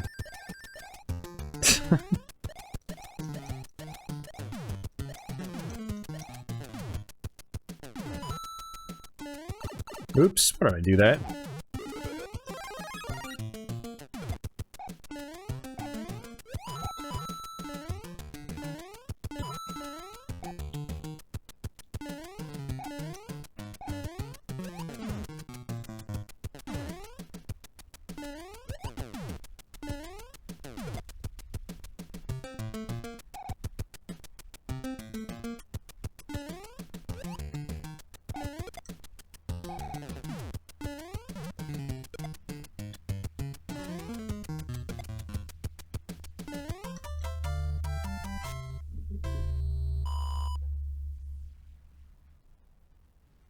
How long am I going tonight? Until we beat the game. And then I'll be going over to Twitch after that, most likely. Yeah, so we're in the last world, and yeah, once we're done with this world, we're pretty much out of here.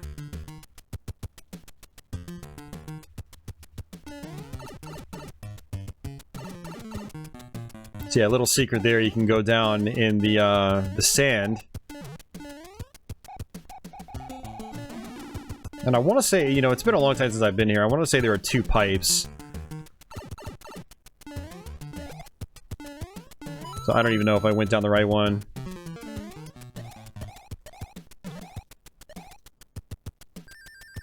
Yep. Cool. Awesome.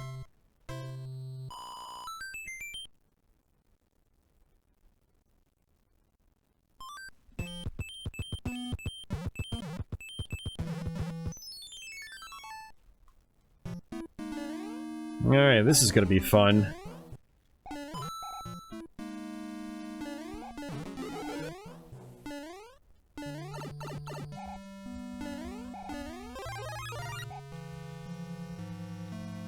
Put it in some late night work? Okay, cool. Yeah, if anyone ever wants to find me over at Twitch, the links are in the description box as always. And I've also got a link on my main channel page as well. Ooh. Forgot about that.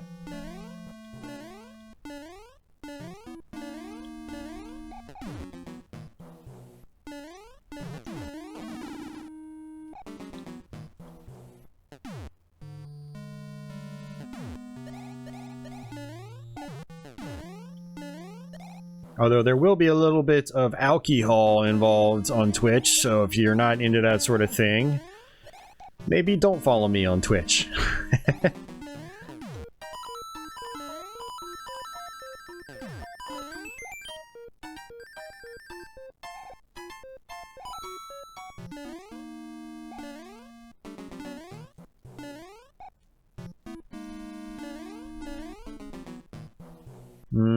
I always forget which way to go.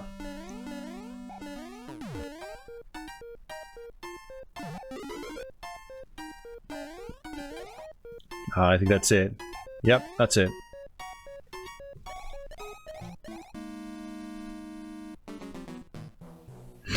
As long as I share. Natty Ice? No, Steel Reserve. Drink some for you. Oh, I will. I will, Boston Burf.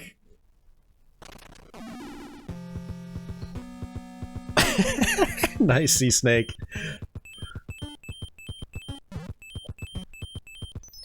Are you staying down south, Sea Snake, or are you coming up to see your parents at all? Or the other side of your parents? This week. I'm going the wrong way. I can feel it. Oh yeah, Steel Reserve is nasty. But it's cheap. Really, really cheap. And, yeah. Very, very strong.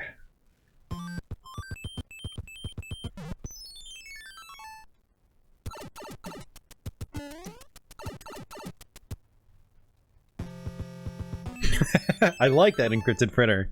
The 3DO Doom of drinking. That's a good analogy.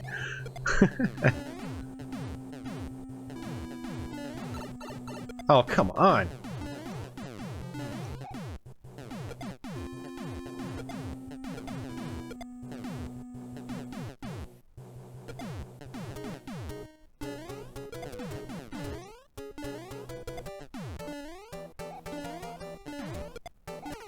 Absinthe is expensive, Wayne, and you have to order it online. But I would like some absinthe. Absolutely. You know, that's something I should do this year. Hey, see ya, Chris. Take care, man. Thanks for stopping in, dude. Cannonballs. It's okay, guys. We got 92 tries left.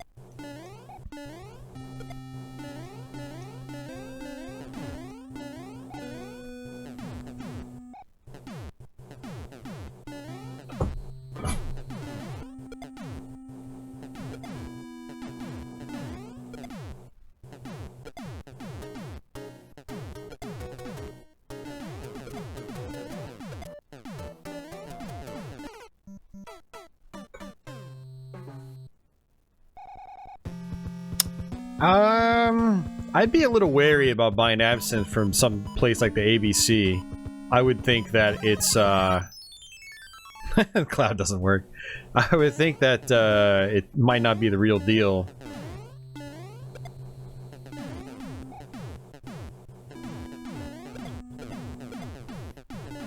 Especially if it's only 30 bucks. Unless it's a tiny bottle. I don't know. I would want a big bottle.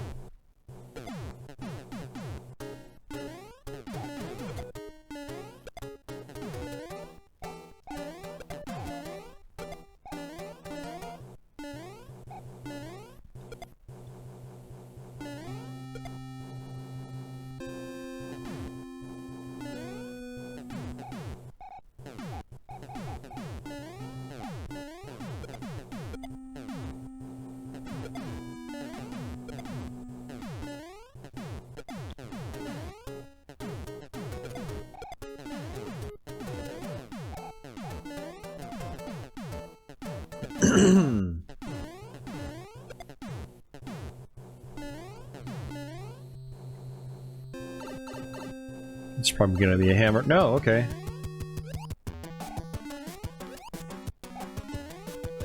Awesome. It's a Cradle of Filth song.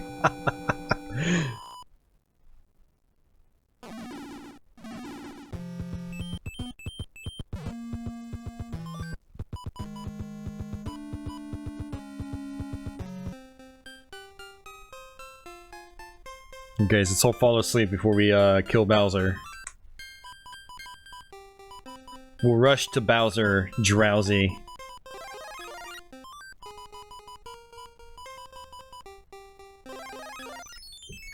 We'll do it in style.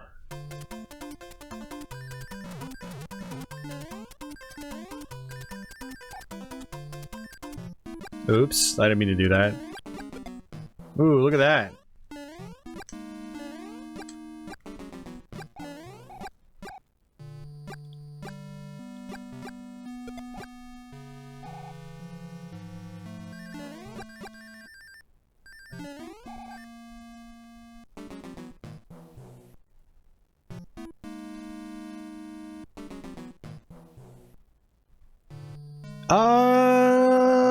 I don't know. Absinthe? I don't think you,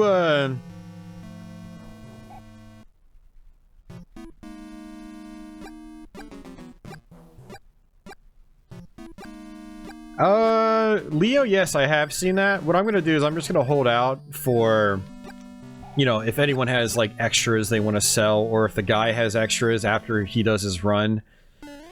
I don't want to shell out the cash right now without knowing the kind of quality they're going to be.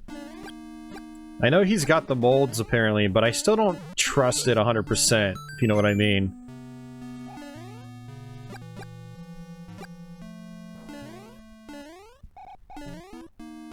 Plus, honestly, like, I would like a Pro controller, but I don't really need one. I'm fine with the stock Jag controller, but I would definitely like one. Absolutely. So, yeah, I'm gonna wait and see what, you know, how they turn out. Feel your inner Belmont. I don't think I've ever actually played this level with the Hammer Brothers suit.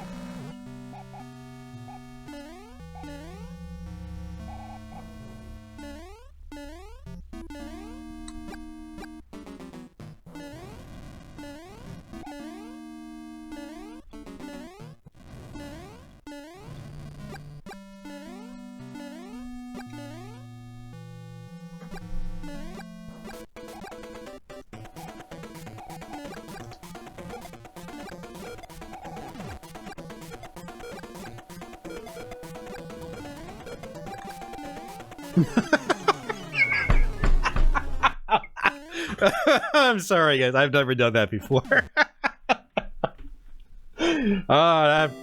Beating Mario 3 in style. I love it. That made the whole trip worth it. I didn't even know you could do that. I wasn't expecting it to work because you couldn't beat, we tried beating one of the, Koopa bosses with the Hammer Brothers suit and it didn't work.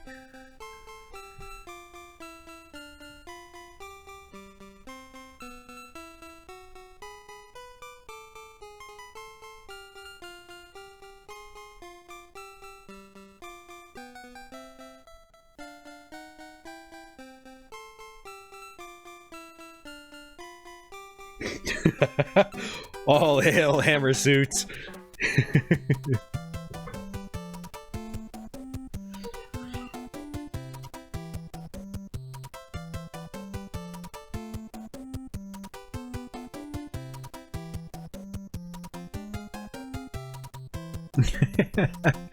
Hey, look at this. We actually get an ending too. That's so nice. Unlike Battletoads, where it's like, congratulations, you win. You just went through the hardest thing of your life, and we're not going to give you crap for it.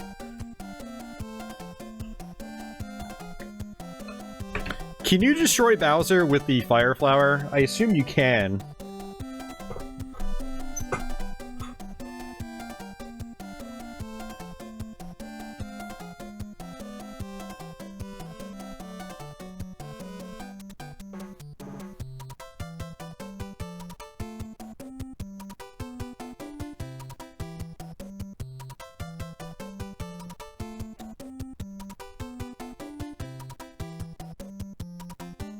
And that's it.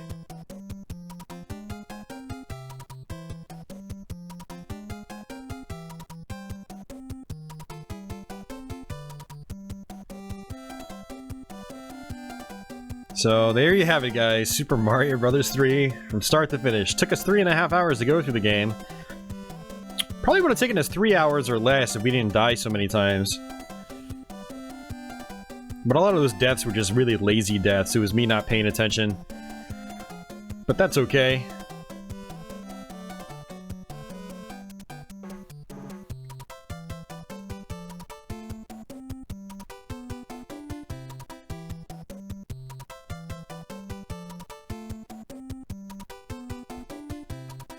Yeah, Leo. I will be on Twitch shortly for anyone that wants to hang out over there. All the world's a stage.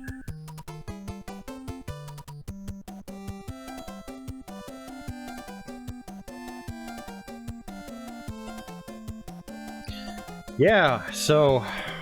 yeah, this is the first time I've beaten this game in many years, so... yeah, it was good to run through it again, but like I said, I don't go through this very often because it takes so long to go through every single stage. I I mean, Super Mario World is going to be the same way when we go through it, but the great thing about Mario World is you don't have to do it in one sitting. So I can play a few worlds here and there and then just come back later, but can't really do that in Mario 3 unless you want to leave your system on for days at a time. It's a really good playthrough up until the end when it became an awesome playthrough. Well, thank you, Sleeves, thank you, and good night, Taiga. And see ya, Shin Sub Smoke. Any Sega Genesis CD stuff I'm going to do? Yeah, I am going to be doing a couple of Genesis Let's Plays in a few weeks, so stay tuned for those. Yeah. Maybe I'll do some Sega CD stuff as well. I do want to try to knock out Android Assault and Lords of Thunder again. I have a playthrough of Lords of Thunder from like 4 or 5 years ago. So it's time to redo that one.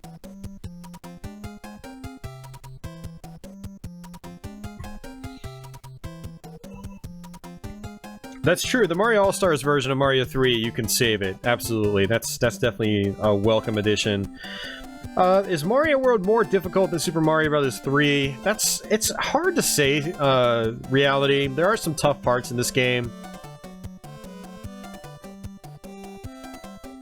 I'd say World is probably harder if you're trying to do like the Star Road and things like that. There's some pretty tough levels on Star Road. But you also have better tools at your disposal in Mario World. Like that cape is just too good. And Yoshi is really good too, so... Yeah, Sleaze, it's great to have you again, man.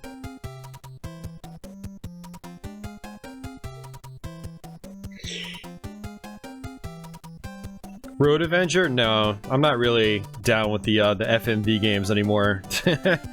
I don't want to put myself through that pain just for a video. It's not worth it to me. I'd rather play games that I'm kind of remotely interested in, if you know what I mean. But Sleeves, I will be on Twitch. I'm going to be going live on Twitch in like 5 or 10 minutes after this. I just have to figure out what I'm going to play. I don't know if I'm going to keep playing NES or if I'm going to switch over to something else.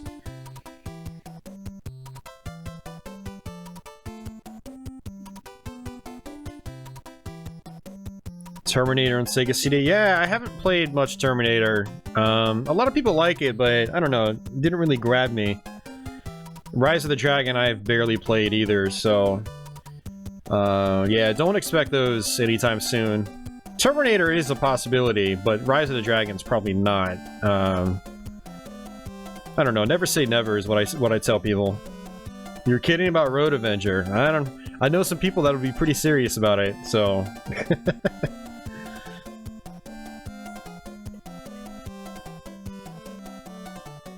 I just had a guy comment on my Zelda live stream saying, "Stop talking, play the game."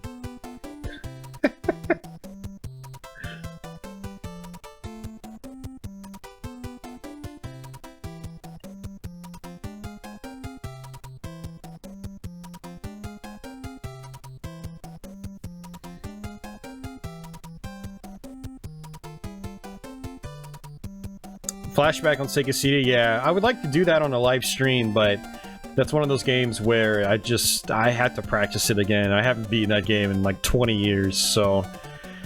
it's been a long time. Hey, no problem, Reality Studio. Take it easy, dude. Have yourself a good holiday, man.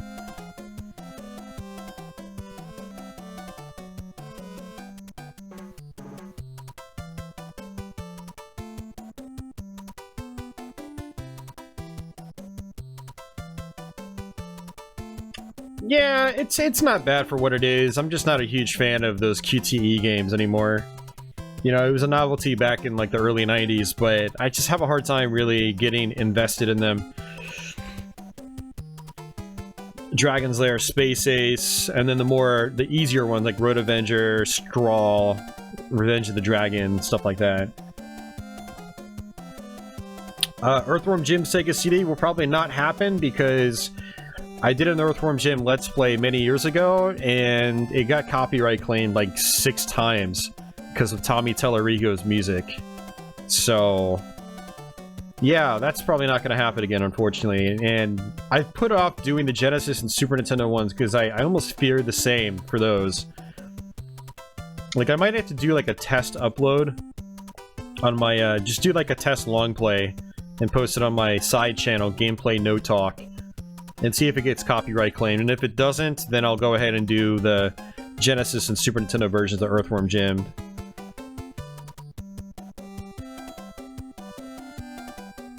Yeah, Snatcher's a pretty good game, yeah. Well, I mean, it's not just Sega CD sleeves. 3DO did it as well. And the PC CD-ROM version did it too. That was, and the CDI version, actually. So it's not just the Sega CD one. Hey, Antival, glad you enjoyed it. Thanks for stopping in and hanging out. But yeah, I hear you, Sleeves, but for me, like, I don't mind it that much because the soundtrack in the Sega CD one is amazing. And that, to me, sets that version apart from all the others. Because the other CD versions don't have that in-game audio. The CDI, the 3DO, even the PC CD one.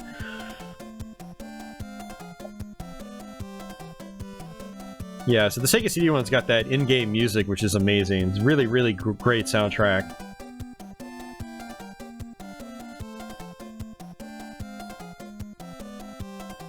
But I do like the rotoscoped stuff better than the CG. Although there are some parts where the CG does look pretty cool, like when you put items in the charger. I like how they updated that. You know, it's things like that. Tommy Tallarico did the music for Terminator and Sega CD. Well, geez, I might not be able to Let's Play that one either.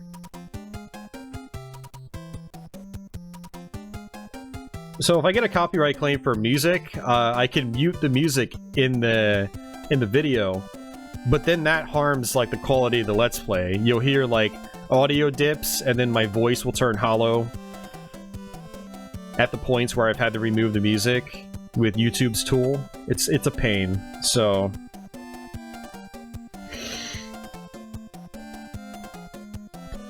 Final Fight CD I would like to do, but that is a really hard game. I've tried practicing it multiple times since I did my Super Nintendo Let's Play, but I just haven't been able to make it happen. It's really hard, so... And I don't want to Let's Play it if I have to credit feed a lot. Like, maybe one continue here and there, but I don't... Yeah, well, then again, you don't get that many continues in the Sega CD one. I think you only get 2 or 3 continues, and you continue right where you left off. It's not like the Super Nintendo one where you go back to the very beginning of a level.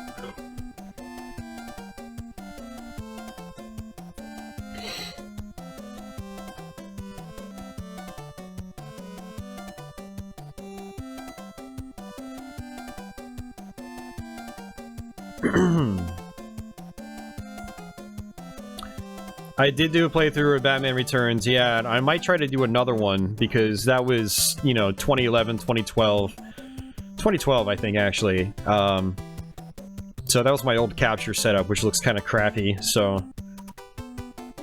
You've only beaten it on easy so far, yeah. It's a hard game, man.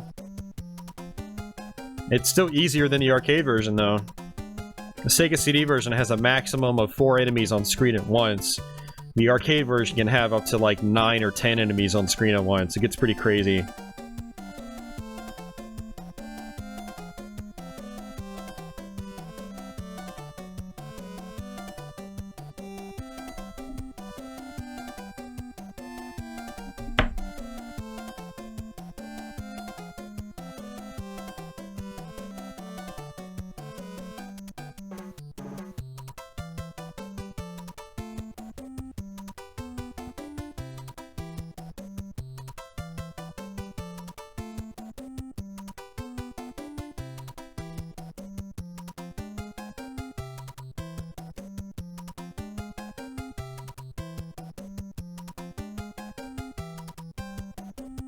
Blaster Master? Yeah, I've never beaten before.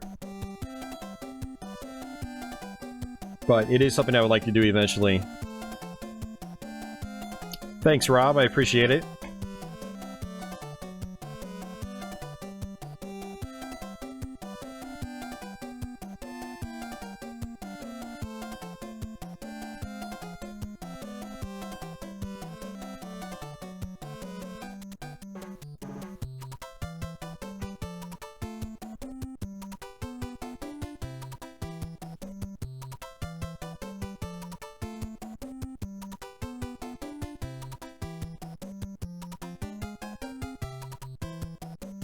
Alrighty guys, well not a whole lot else going on in chat, so what I'm going to do is wrap up this stream. I want to say thanks again for hanging out, guys. I really appreciate it. It's nice to get Mario 3 knocked out, you know, as a full playthrough, because it's something a lot of people have been requesting for quite a while. Maybe sometime this year we'll come back and do it again, but we'll do the Mario All-Stars version, since I'm trying to knock out the Mario All-Stars ports as well. I will be doing Super Mario Bros. 2, on Mario All-Stars USA, Mario 2 USA. That'll probably be a Let's Play sometime, hopefully soon, in the next month or two. And then maybe we'll do a live stream of Mario 3 on that in the future as well. We'll definitely do Mario World as well. And I'm going to try to tackle some of the other Super Mario games as well, like the new Super Mario Bros. Series and whatnot, so that should be fun. Got a couple, we got an NES Let's Play coming up this Sunday, and then we've got a Master System Let's Play coming up after that, and, you know, if you guys are backed on Patreon, you get those videos a week early, so the NES one is already there on Patreon, so if you're a Patreon backer and you missed it, go check it out. Speaking of Patreon backers, we're going to go ahead and flash those guys by again, so thank you guys for your support, as always. And I'm trying to think of what else I've got going on. I don't really have any plans for next week's stream. I have to figure out what game I'm going to play. It's all up in the air. And, yeah, we're almost at the end of 2017. It's crazy to think that 2017 is almost over. But yeah, plenty more Let's Plays to come. I still plan on being on the same schedule next year. And, you know, doing a Let's Play a week, hopefully. I do have some Genesis Let's Plays I've worked on and practiced, so I just need to record them, so you guys are going to see some Genesis content, finally. I know some of you guys will really appreciate that.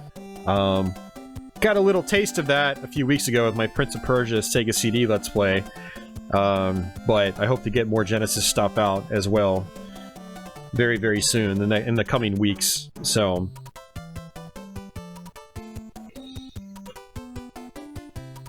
Right on, Sluts and Guts. No worries, man. Just let me know that's you over there whenever you pop in.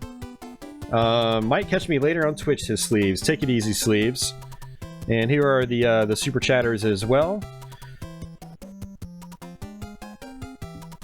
And we also got a Super Chat from Sleeves of War, so... Sleeves of War will get his name on this slide for a little while as well, so thanks once again, Sleeves. I really appreciate it, man. Yeah, 2017 was but a blink. It's crazy. But here's the link to my Twitch channel, guys, in case any of you want to follow me over there. And I will be firing up that stream in probably about five minutes or so. Sand Guts, okay. Oh, S and Guts, okay, for Sluts and Guts. Right on. So there you go, guys. Once again, thanks for hanging out. Hope you enjoyed it. If you missed the stream, be sure to check the archive. It'll be up sometime tomorrow. And hopefully I'll see you guys on next week's stream. Next week's stream will be on Friday. Unless something changes, but it's supposed to be on Friday, so... So yeah, take it easy, guys. Have yourselves a good night, and if I don't see you, have yourselves a fantastic holiday. So, take care, everyone.